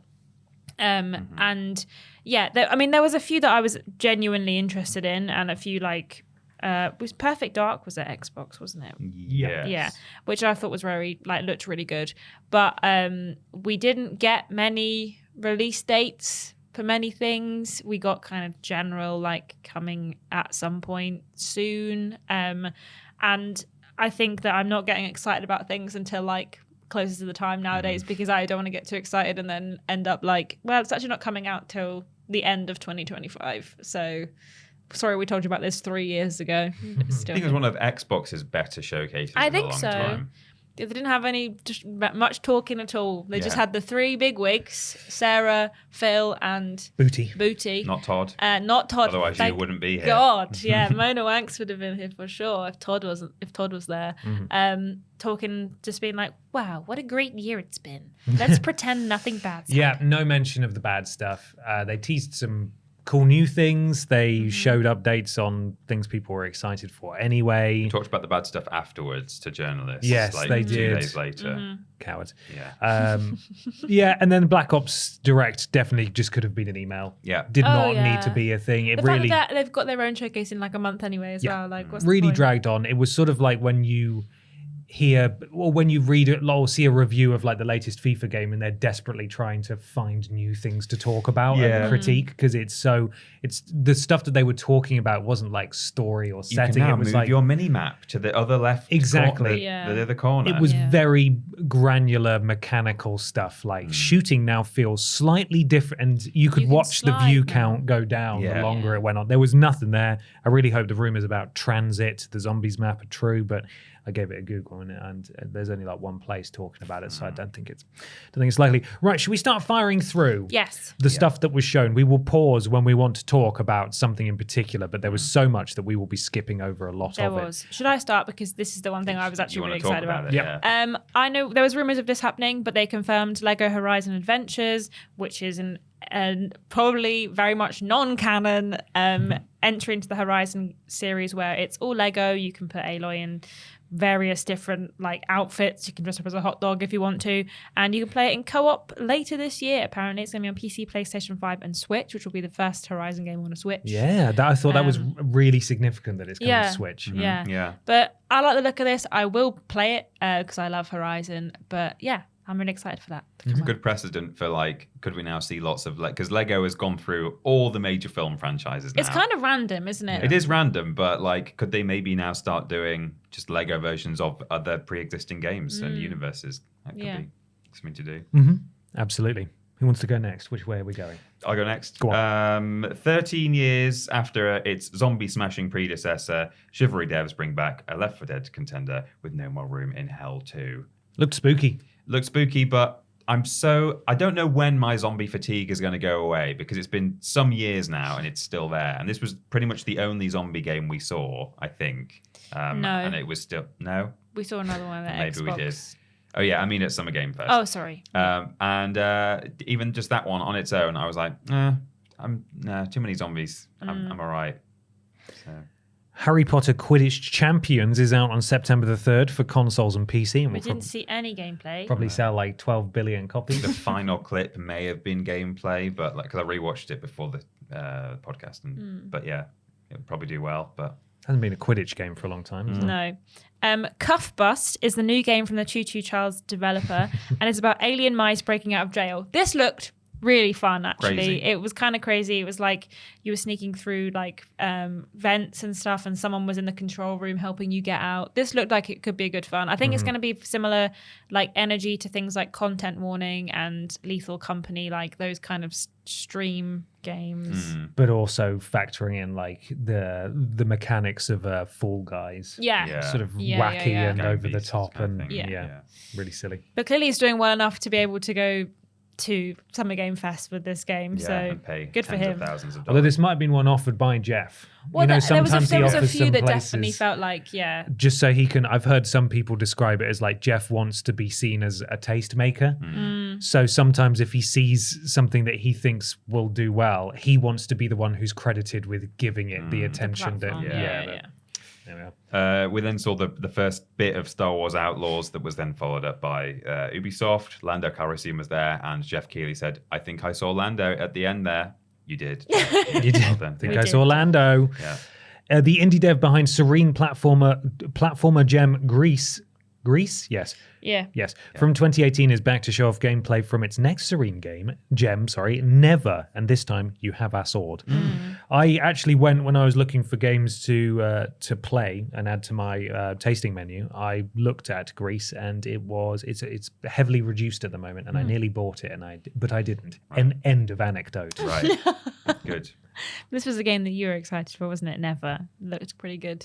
Yeah. Yeah. It's got a wolf boy in it. Yeah. Who was he grew up like Simba and was a big wolf boy at the end of the trailer. Yeah.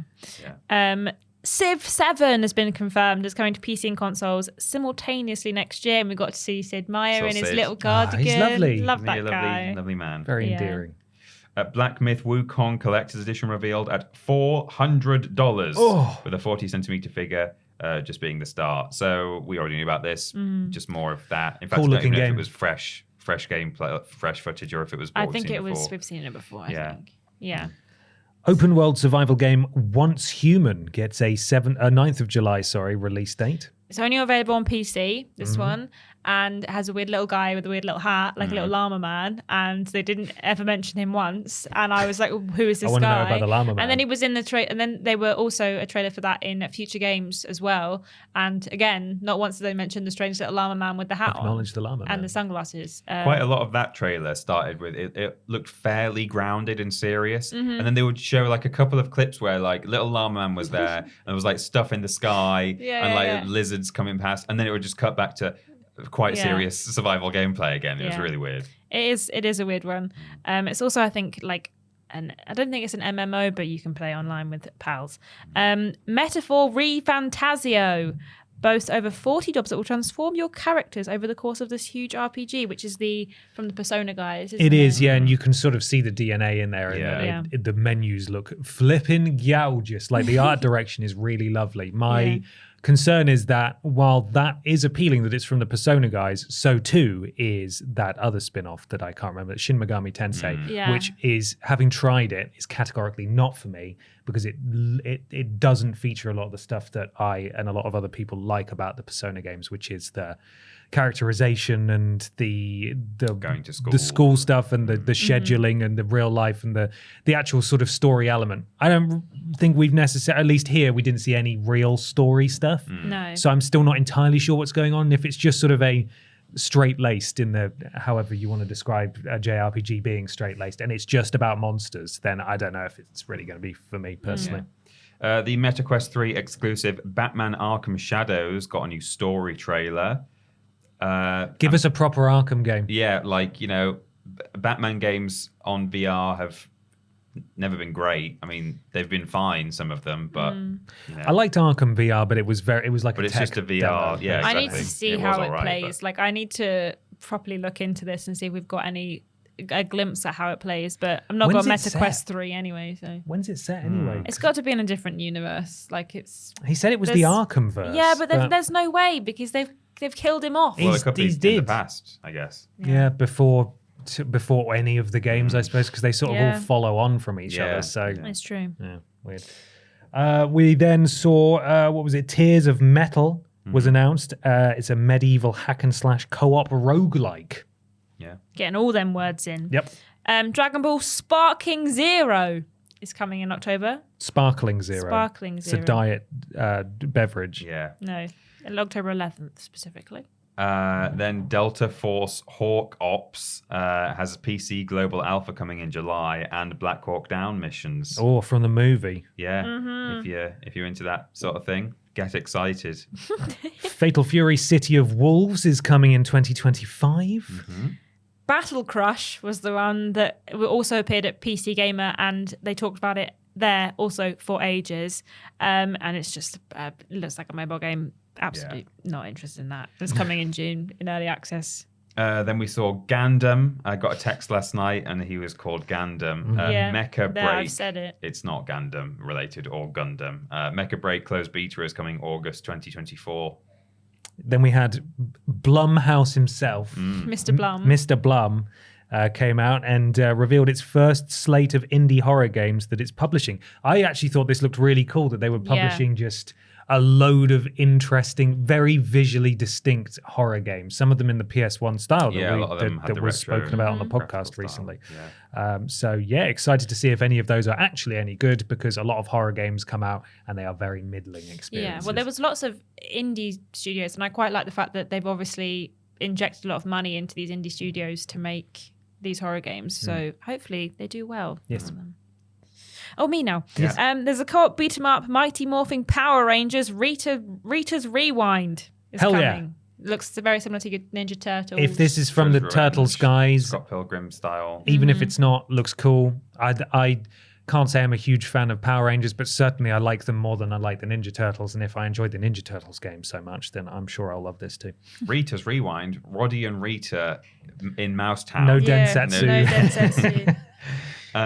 Dear and Boy, which as the text was emerging looked like it said Deep Boy. Deep Boy. Or what did we think it say? No, you thought it looked like it said Deep Boy. Deep because Boy, the kick on the R hadn't come in yet, and it looked like it said Deep Boy. Deep Boy is a gorgeous upcoming platform about a kid who finds a hurt fawn. This one almost made me cry. Or was it that one where it grew up? That was the one where it grew up, the yeah. wolf?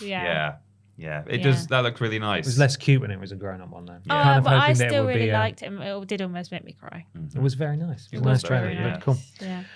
Kingdom Come Deliverance 2 got a brand new trailer showing off a far more raunchy medieval RPG than the original game. I found this quite heartening, actually, because we both wanted to like the first one. Yeah, I was saying that at the time. But it was just... Peter was.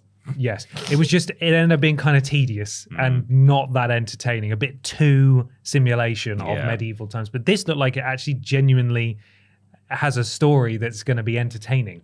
I don't know what the gameplay is going to be like or if it's the same, but looked pretty good. Yeah, this game, next one, I didn't think it looked that good. Slitterhead. Oh, no. Gets a November release date, and then we got gameplay trailer. You play as a little like parasite that jumps between Looked bodies, awful. and it did not look good. What is it about like Japanese horror royalty going off and doing their own thing and then just never being able to make anything that remotely comes close to what they did before? This is from the Silent Hill creator, by the way. It looked rough. It like looked beyond really the concept not looking very fun, just like visually animations just look really not I very did not good. like the look of it at all. And it's a terrible name. It's horrible. Next game is very much for Ben Potter, I believe. New roguelike shooter from one of the lead Matrix animators is basically GTA with beans, and it's coming soon. Killer Beans. As soon as Ashton and Peter saw this, it felt like a Ben Potter game. I remember seeing this going viral on Twitter ages and ages ago. I think it's just one guy. Yeah. And he said, I just made it. I'm making GTA with a bean. But with a bean. And he had like a short like gameplay trailer or something that did the rounds. This was like over a year ago now. And Jeff's given it airtime. Well, this guy apparently, like, he's really nice and he really cares about this game. And like, I saw it on Twitter after the fact, like, this guy flipping loves the Bean game. The Bean game. So good for him. Yeah, I hope it does well. For me, it definitely looks like a sort of goat sim kind of game where you play it for 10 minutes and you go, all right. That was silly. And it's roguelike, apparently, whatever that means. I get it. I don't need to but... play any more of this. I understand it's a Bean game. That's funny.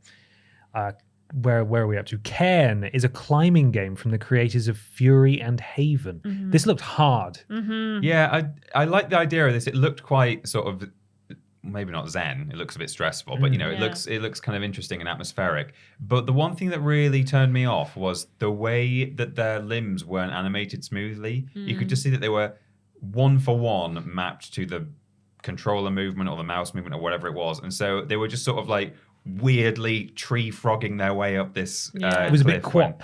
Yeah, it was Yeah, quap is it exactly was. what Ashton Quap. said. Yeah.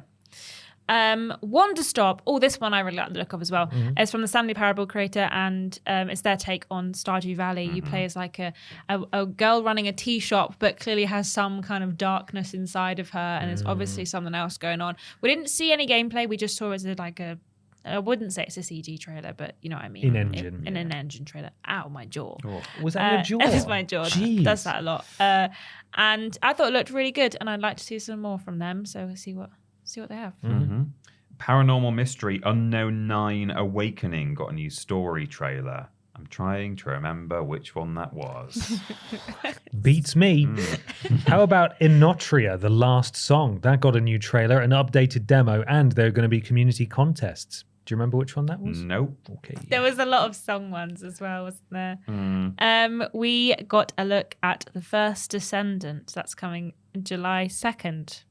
I don't know what that one. Don't know what that was.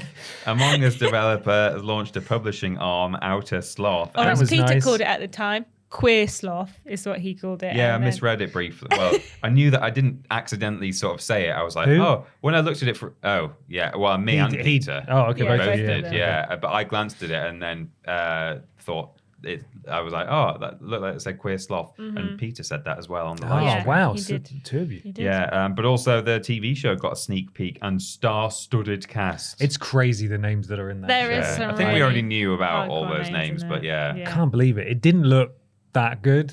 It's just an animated TV show. It just, Yeah. I don't it's know. for them kids. Yeah.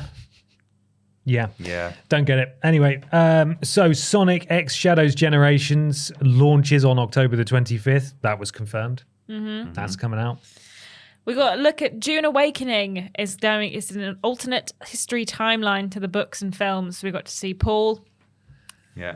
Space Paul, Space Paul. Legs. All sorts. legs. Yeah. Battle Aces is an RTS game for everyone that aims to bring the core fun of the genre, like how World of Warcraft did for MMOs. Yeah. The finals is going to Kyoto on the 13th of June. Did The you know finals. that? The finals, yeah. Woo! Yay. We got to look at Alan Wake 2 Night Springs DLC, which is coming June 8th, and offers something desperately missing from the core game. The IGN article doesn't tell you what they think is desperately missing, but we get to see her from Control, Yes. the guy from Quantum Break, and I Yes. think that the waitress is from just the first Alan Wake game. Yeah, she's in both of them. Yeah. We get to play as those characters. I'm very confused about it though, because you can't buy the DLC. You have to have the special edition to get access to the DLC.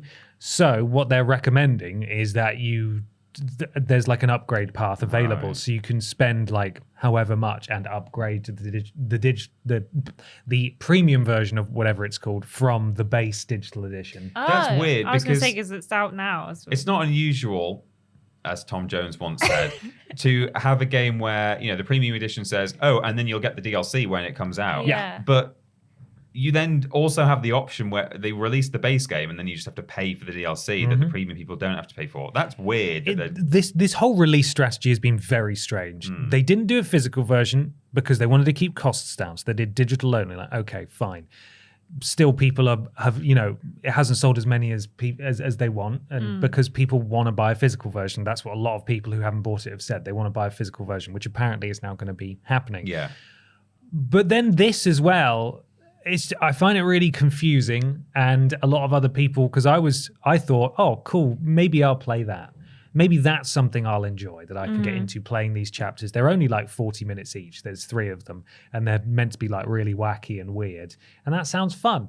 Maybe that's what IGN thinks is missing from the base game, some of the wackiness. But yeah, they've put obstacles in the way for people to do it. So much so that there is a solution, but I can't be bothered. I can't be bothered to do it. You shouldn't I think have to. it's a very strange Yeah. decision to do that. Really weird. Is it my turn? No, Peter's. That was used doing Alan Wake, yeah. New World Eternum is coming October 15th to PS5 and Xbox Series X. And remember what that was? Yeah, I'm just looking at That it was now. the Roman It's just one? like no, No? it's just like a. I don't know how you It's a describe fantasy this one. It's a game. fantasy game with skeletons and that, just mythical creatures and stuff. It doesn't look Right. very good. Okay. Okay, that's coming. Yeah. We've also... Yeah, it's my turn now, isn't it? Hyperlight Breaker is coming into early access later this summer. That's been a long time coming. People loved Hyperlight Drifter. Yeah. Speaking of long time coming, Party Animals is also getting a kart mode. Oh. I don't think Party Animals is out yet. They've been kind of saying... Is it not? I don't think... Isn't it on Game Pass, Party Animals? There's one that's really similar that I always think is Party Animals, but isn't Party Animals. The thing is, we see Party Animals like twice a year at these big showcases. Oh, no, it is out now. Feels like it's not out, but I think it is, yeah. Okay. Yeah, they just keep showing it, even though it is out. Yeah. EA says it's still working on Skate 4, and it showed off pre-alpha footage in a bizarre SGF trailer ahead of console playtest this fall or autumn. Also, I watched the Gorilla Showcase, the Gorilla Collective Showcase, and they have like a skateboarding game in that's coming out that is also like a Skate 4 type MMO skateboarding game that's coming out very soon, and it's just kind of made me laugh. It's weird how long Skate 4 is taking, given that the bones of it existed already in Skates 1 to 3. I don't know why it's suddenly this like massive undertaking. It's just a strange development. Knowing EA, they're probably forcing them to do it in an engine that just isn't equipped for it, so they can... Anyway.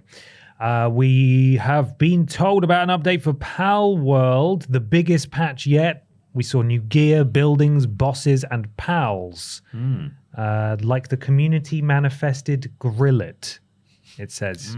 Okay. Cool. Oh, me now. It's you.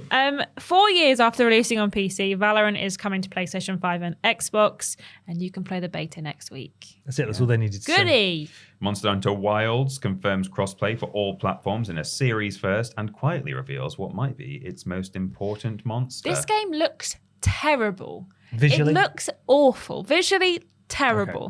Okay. It looks like a PlayStation 3 game. It's like brown and boring, and every time I see it, I think, this cannot be like a next-gen game. Like, are you joking? What are you talking about? Every time I see it, I just think it looks terrible. It's strange because Monster Hunter World, which came out on PS4, was beautiful. Yeah, well, really like, pretty. it's very colourful, very like. But this one, I just feel like everything we've seen of it is just we're in a desert chasing like armadillo monsters, like running around, and I just don't think it looks very good. We haven't seen the food yet. Food in Monster Hunter games usually looks fantastic. Cooked by cats. Yes. Knitted by nanas. Cat folk. Yeah. And finally, Phantom Blade Zero gets a combat-heavy new trailer. Yeah. And that was SGF. That was it. Yeah. SGF. And we had people come up on stage at various points. We had some adverts for things. Scan the QR code. I don't think I will. DoorDash. I'm not going to do that. Were like the main sponsors. The crowd cheered when they said, you get a DoorDash code, and Jeff sort of stifled laughter. Yeah, It's like, smirked. It's not like when he went, speaking of Final Fantasy, and then like the burrito. I was like, no.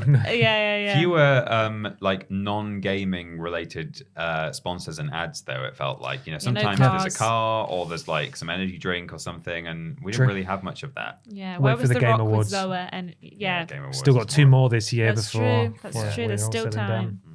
And then there was the Xbox Showcase. Yes. Which I think we'll all have a bit more to talk about, because I actually remember most of the games that were on this list because they were distinct from each other. Yes. It began with what was heavily rumoured to be there, Doom the Dark Ages, which is a sort of a medieval style Doom game. It's was of course revealed by id Software, and it's slated for release on PC and consoles, including PlayStation, later this year. Including PlayStation. This is rumoured to be the start of Xbox's, I can't remember what there's like a name for it. Their new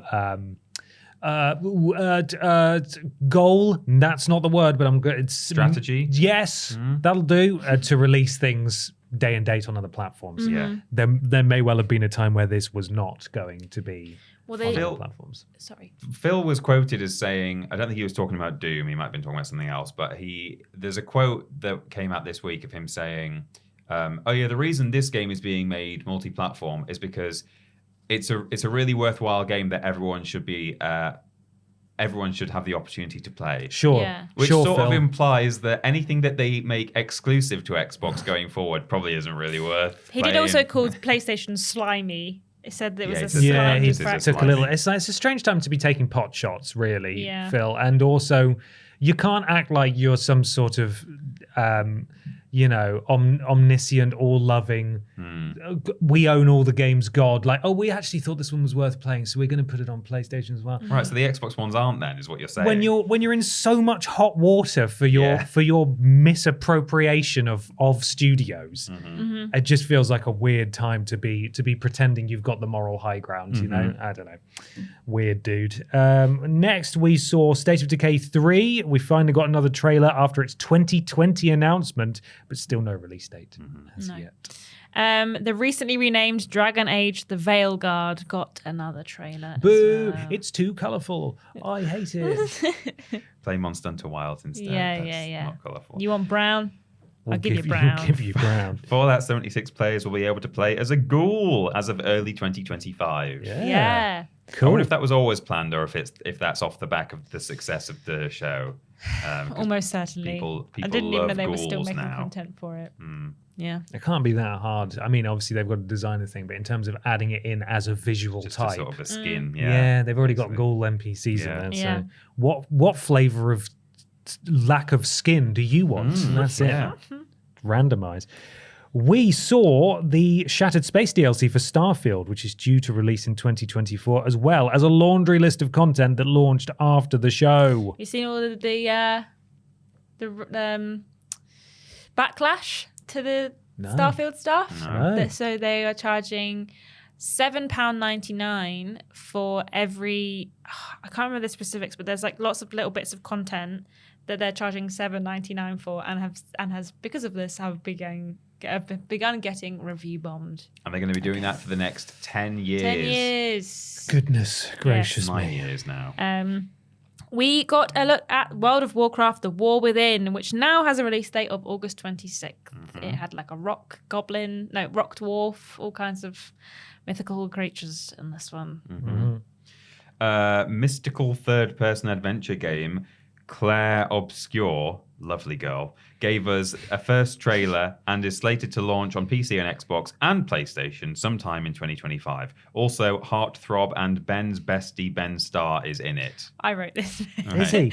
I wrote this. Yeah, he is. Ben Starr's in it. Yeah. Cool. I'm pretty sure it was his voice at the beginning of the trailer, and then I think he retweeted it being like, oh my god, whose voice is that? Oh, Ben will be thrilled. Yeah, this one was the one where it was like, she always paints the numbers. It's counting down. Oh, yeah. We've got to kill her before she does any more. Another confession. I was pretty drunk by the time we reached this point. So This was barely like half an hour in. I know. I had a long day. Yeah. And I was already one drink in. Yeah. It went down quick. And I mean, who? Not me. Sorry. Well, you as well. Yeah. I was at home. Yeah, I was pretty drunk watching it. So I remember it, but not. It was just colours. It was just moving colours. It's a shame Ben's not here because he would have remembered it. He would remember it. He was Yeah. totally sober for the whole thing. We saw that. South of Midnight got a gameplay trailer. I love the way this one looks. I think Stylized it's gonna be good fun. third person shooter. Sorry, was this It's the one with the kind of like Spider-Verse Oh, yeah. like with the big frog mist. thing? Yeah. First of The two big Spider-Verse crocodile. games in the showcase. This one we heard about last year or the year before. We had like a little kind of teaser trailer for it, and I was really hoping we'd hear something about it, and I think it looks really good so far. It's set on the bayou in New Orleans. Yes. And I'm hopeful. I have high hopes for this one. I thought it looked really cool. Yeah, It did look cool. it did. Metal Gear Solid South of Midnight. It's Is it me his now. Oh, is it your turn? Yeah, you just did South of Midnight, did. right? Oh, yeah. Metal Gear Solid Delta, Snake Eater, or Triangle. Yeah. Trailer showed us some gameplay from Konami's remake, though still no release date. No, looks good visually. Seems to be coming along. Hopefully not long to go. Yo ho, Sea of Thieves Season 13 is coming July 25th. Yo ho, indeed. There's monsters in it. Yeah. Flintlock. There was a pirate ship that you could shoot a cannon out the front of. That's pretty cool. But yeah, it's pretty cool. Seems like a place where a lot of water would get into the boat. You Potentially. think? Anyway, Flintlock: The Siege of Dawn is due out next month, 18th of July, and we got a gameplay trailer showing off the traversal and combat of this Souls-like. Is this the one where they said, as though it was a really big deal, that it had a grappling hook in it? One of the things, or maybe No, that was it's something not that's in that a Game one. Fest. They were like, and a grappling hook. And people in our chat were like, No way. Wow. Yeah, cool. I mean, it's fine. I'm not saying he shouldn't have them, but it was like a selling point. Yeah, I think that was something in Summer Game I think Fest. it was actually. But this is the one with the little fox that lets you kind of dart around the sky. That it's the one that every time I say to Peter, "Oh, you were really excited when we first saw this," and he goes, "Huh?" And then eventually, if he's like, "Oh yeah," I think he forgets the name of it, and then when it's the one where you can use the fox to fly. Like, that one. Yeah. Is it me now? Did you go? Yeah, it was me now. We got the first look at the gameplay for the new Perfect Dark reboot. No release date, but it is coming to Game Pass day one. This looked great. Yeah, it did. It's gone woke because she's got a jaw. Have you heard this? Oh, God. She's got a jaw. It's woke. Hey, I've got a crazy idea. Let's just not even discuss that. I think it'd be really funny if the only women that men ever thought were attractive are women with no jaw. Just no bottom jaw. Just a skull with teeth coming down. How do they think this works? Yeah. Women are at their hottest when they haven't got a bottom jaw. Doesn't make facts. I despair. Yeah. Yeah, it looked really cool. Message James Jenkins during the stream because he's a big Perfect Dark fan. Said, "Are you watching Xbox?" And he said, "I'm just catching up on SGF." Why is anything being announced? I was like, no. He said on Monday that he wasn't sure about it. He had his questions. He's got thoughts. But he's too busy slumming it in a field this week. He is. He's a download, rocking out. Yeah. In the rain. Age of Mythology Retold has a September 4th release date and boasts a modernized RTS gameplay for this classic game. Also, Game Pass Day 1. I'm excited for this one. I've not played an Age of Empires game, really, but this one looks cool because it's got, like, you can have, like, big orcs and cyclopses on your team, and the gods can be part of your gang. And my boyfriend loved this game as a kid. Like, it was one of the only games he had on the computer, and he loved it. And when I saw it, I was like, I think this is Age of Mythology. And I felt very proud of myself that I knew what it was. And I am excited to give that one a go when it releases in September. Diablo 4's Vessel of Hatred now has an 8th of October release date and revealed it through some super fun and not at all gross body horror. That's right. That was a very upsetting trailer, wasn't it? Yeah. Really disgusting. It was really quite something. Yeah. Fable gave us the first proper look at the gameplay. No release date yet, but Game Pass day 1 in 2025. Fable. Yeah. Had Super Hands doing the voice. Yes, it did. We deduced that. Yeah. I mean, they deduced that on the stream. Yeah. This was one of the sticking points for people with the Dragon Age issues in there. It looks like they've swapped color palettes. Because Fable's meant to be colourful and bright, and Dragon Age is meant to be dark and gritty, and it looks like maybe they've swapped. I don't care, personally, but that is something that a lot of people have been complaining about online. Yeah, I'm sure it'll be good. Hopefully, hope so. Yeah, kind of needs to be, right? Or Fable's properly cooked. Yeah, surely. Yeah. I still feel like I don't really, even though they've shown us gameplay twice now, I still kind of feel like I don't know what it's going to be like. I don't know why. I think so too. I don't really know. We've not seen like a substantial amount of gameplay. We always see it spliced in between CG stuff. So I'd like to just see like an actual, like they did at Ubisoft Forward with Outlaws and Assassin's Creed. Just like here's an actual gameplay excerpt where we're going to play it for 15 minutes. I'm hopeful closer to whenever it comes out that we'll see that. Yeah. Fragpunk, the hero shooter, but with cards, gave us a look at their creative FPS gameplay, and it's due to release in 2025. It's Overwatch, but you can make people's heads bigger if you have. I like some of the like cheaty kind of card things did look quite funny, but it's just another hero shooter. Yeah. Winterborough, a cozy mouse survival game, was announced and gave us a look at the gameplay due for release in 2025. And guess what? Game Pass day 1, would you believe? I would. I believe that also looked kind of lovely. Yeah, it looked like a bit Don't Starve from the way, like the art style and the perspective of it, but it looked really cute. Yeah. Mixtape, now this one I'm also really excited for, I thought this one looked great, is a new coming-of-age narrative adventure reminiscent of an 80s movie. The game features music from lots of artists and launches in 2025. This one, like, it looked like you couldn't really tell what was kind of cutscene and what was gameplay, like you were skating down a big hill, but it looked like you were in control of that. It's got like loads of like artists in the kind of the role that look like it should have good tunes as well. And that one was kind of a bit frame ratey, wasn't it? A bit like stop motion kind of. Yeah. Yeah. I like that. Also, Life is Strange double feature follows a grown-up Max Caulfield. Yeah. As she tries to stop a murder. Game launches October 29th. She can't catch a break. Wherever she goes, No, someone's dying. dying. Cool to see Grown Up Max. That was exciting. It was sort of 2 games back to back that I thought these games are going to be equal part really lovely, but equal part just absolutely emotionally devastating. And that's cool. I'm on board with that. I saw some discourse online that compared double feature to True Colors. What was the last one? Mm-hmm. True Colors. Yeah. Like the trailer of being like, I'm so and so, and I'm gonna stop a murder from happening. And it was like the exact same like kind of moment in both trailers of like, really? Oh, so there's a murder happening. Like Always it a did murder. Before, but Yeah. Always a bloody murder. Always a murder. Microsoft Flight Sim 2024 has a November the 19th release date. Yes, and lets you out of the plane to take pictures of deers. Deers? I think Ben had Deer. gone to get a drink at this point. Yeah.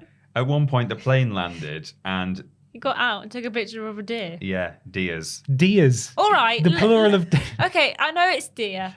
All right. Did you write this? Yeah, I wrote this. I thought this was from IGN. No, this is me. Oh, I wouldn't have critiqued This it is so hard. all me. That I couldn't find a list of them. I Deers? had to do it myself. and sheeps. And sheeps. Sorry, Ashton. And mices. Yeah. Yeah, I think I missed that. You can take pictures of deer. You Yeah. can get out and take a photo now. Just deer, on the though. ground. Well, Or they those- No other just animals. showed deer. I Yeah. don't know. They could take. Did he other land pictures. on an airfield or just anywhere? Yeah, on an air, like just in Yeah, like a. on the edge of a And the forest. deer wasn't scared No. by the By the plane. plane. No. Though you can do like the forest fire like Yeah. plane thing, like drop water on You can Nice. fires. fly a blimp. Yeah. Say that again, please. A blimp. That's good. You can like do rescue, pick up people who are Yeah. injured, cool. or pick up deers. I think in your helicopter maybe. Old deers. Old deers, yeah. Old deers. Yeah. There we got more gameplay and another look at Indiana Jones and the Great Circle. Big bushy circle. Still draft for 2024, but no release date yet. We got to see some Nazis doing. I did a little choo-choo dance at one point, which was quite funny. Choo-choo. Yeah. I have no memory of this at all. It looks really good. I It can't does, wait for yeah. this. Yeah. It does look good. Then there was action RPG Wushong Fallen Feathers coming to Game Pass day 1 next year, as well as PC and PlayStation. Another feudal Japan game. Ooh. Would you believe? People love them. A closer look at Obsidian's Avowed showed us more of the world, combat traps, and enemy types. Still no release date, but rumors are for a potential November the 12th drop. Yes. New post-apocalyptic first-person survival game Atomfall, set in a British town plagued by nuclear waste or WAST. WAST. Is due out in 2025. Also, it's coming to Game Pass. Tee. I liked the look of it when it started and it was Yeah. in the town above. And then I think when it went down below, I sort of I wasn't as It was a little bit interested. hot fuzzy at the beginning. Like, you kind of had like, oh, we're in a little town. It's like and everybody's something's gone to the weird. rapture. Yeah. Let me wander around, a nice village with a red phone box. Bishop's and the cast of the Wazzock or archers. something. Yeah. That's what it'll be called. Yeah. Yeah. So, I mean, it did at one point, it looked a bit like maybe it was a bit We Happy Few, and that like what they're seeing is perhaps not what's really there. So maybe you do flash back and forth throughout the game into, oh, it's lovely. Oh, no, it's not. Oh, yes, it is. So, yeah, hopefully you get enough of that all the way through that it will keep us entertained. Yeah. Yes. Was it who's next? Me? You. Okay, where are we? Another look at Assassin's Creed Shadows gameplay, which saw more of at Ubisoft's Forward. Stalker 2 Heart of Chernobyl got a new gameplay trailer ahead of the September the 5th release date. Exciting to see that. I know that's had a very tough development time with the developers being based out of Ukraine. Yeah. It'll be good to see that release. Then they announced that there's a new digital Series X console and also white. You can have it in white if you want it in white. If you want it, you can have it. It was called like Atomic White or something. Whoa. Cool. Yeah. And perhaps the biggest reveal of the show was the Gears of War E-Day reveal trailer, which is a prequel game. E-Day, I believe, in universe refers to Emergence Day. Yes. When all the baddies emerged The from, bugs. from the Earth. Very exciting. Having just played through all the Gears of War games, And based on rumors that for some reason Gears 6, which is the finale of the trilogy they started all the way back on the Xbox One, is like nowhere near completion. It's nice to know that we're getting another Gears game. I don't know if it's going to be like a fully fledged full length game, or maybe if it's more of a sort of half step where it's like, here's some Gears for you. It's only going to be a sort of like maybe 6 or 7 hour campaign that stitches some events together, and then you'll get a full Gears 6 at some point. But I hope it's a full game. I do. Yeah. So there. And finally, we got that massive conversation about Blop 6, which was kind of uninteresting and much of a muchness, really. So, to go back to the question we were asked 2 hours ago by Korma and Strike, does it say anything about the future of the industry in the short or medium term, this sort of period that we've just been through? It sort of proves it gives further evidence that Xbox will be sharing various things on PlayStation, which I think there were certainly this time last year there were question marks over, like, oh, what if this acquisition goes ahead? What's going to happen to my special games? We do now know a bit more about what is likely to be coming to various platforms, but that's not necessarily something that was exclusively revealed at this show. It was just further proof. I think that specifically the Xbox showcase has really put them, in terms of games, like a full step ahead of where Sony and PlayStation are. Yeah. I think that we've kind of had this, like, I mean, it's a bit of a tug of war type situation where, like, okay, well, Sony doesn't release as many games, but they're like, game release to hit ratio is much higher than Xbox. We've had lots of, lest I say, stinkers from Xbox over the last year or so. They've had kind of nothing that's really hit the way I think they wanted it to. So I'm glad they've got all of these games.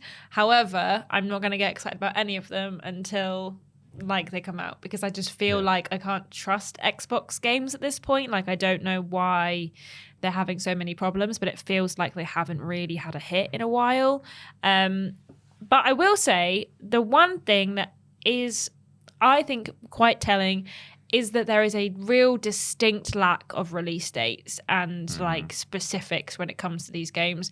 I was going through after the shows on Monday and like putting it all into the spreadsheet of games that are coming out this year, and there was very few that I was adding in for the later part of this year that's like coming out anytime soon. Yeah. Some of them are 2024. Some of them are 2024, but we've been burned by 2024 quite a few times. We've had a few that are like holiday 2024 or very, like, we've not even got months in a lot of places. So I think that that's the only thing that I think is potentially in the very short term telling about these showcases, is that not many of them have filled in the next 6 months in terms of games to look forward to. Yeah. And it's not a revelation, but I think one of the takeaways is that indie studios are putting out great stuff when, in certain places, the AAA games are falling flat on their faces or arses. Yes.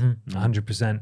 For me personally, I think there was no great revelation from any of the showcases in regards to the state of the industry. I don't feel like there's been any kind of seismic shift really, at least compared to last year's Summer Game Fest. I don't think much has changed, but perhaps most saddening is that I was really hoping to come out of this Summer Game Fest period with at least one game that I'm really excited about. And there's nothing. There are games that I'm looking forward to playing, but as you guys said, we've got no firm release dates on those, or they're probably not going to release this year. And so we continue to march through 2024 without any games that I'm actively excited for. Yeah. And that's kind of sad. Yeah. I'm a bit gutted about that. Peter did tell me to pass on as well that he was baffled the anniversary edition of Beyond Good and Evil wasn't shown at Ubisoft. Right. Some people have literally played it because it was accidentally leaked on the Xbox store. They played it for an hour and then it was removed. Why was it not shown when it's been in some way playable 6 months ago. The disrespect shown to that franchise, it is awful. I think they're probably just going to drop it one day, aren't they? Yeah. Without any fanfare. And they'll be like, why didn't no they one's perform? played it. Yeah. Because you didn't bloody talk about it. Yeah. Well, we best cancel the new one then. Which is exactly what the problem was with the first game, is it wasn't marketed enough. So. Stupid. Yeah. Well, there we are. Thus concludes our conversation of Summer Game Fest 2024. We are still due a Nintendo Direct at some point this month, which might have some pretty seismic stuff in it. No Switch 2 stuff, though, but even so, we might see some exciting things there. We've just got enough time to tell you about some places where you can find us on the internet. Peter's going to kick us. Brian is going to... It says that again here. Yeah. It says outro. Oh, that's my fault. Peter, yeah, exactly. I'm blaming Sorry. Brian is going to tell you where you can find it. You can find us at Team TripleJump. That's youtube.com/Team TripleJump and twitch.tv/Team TripleJump. All of our weekly streams happen on Twitch, apart from special ones like those reactions that we just did. And all the videos go out on YouTube, of course. And if you've got Amazon Prime, the bundle you are paying for includes a Twitch sub that you can redeem against us at no extra cost. And then you get all the benefits of being a sub without paying any more. Twitter, Facebook, Instagram, TikTok, all of which we are at Team TripleJump. Come and #connect with us. Wow.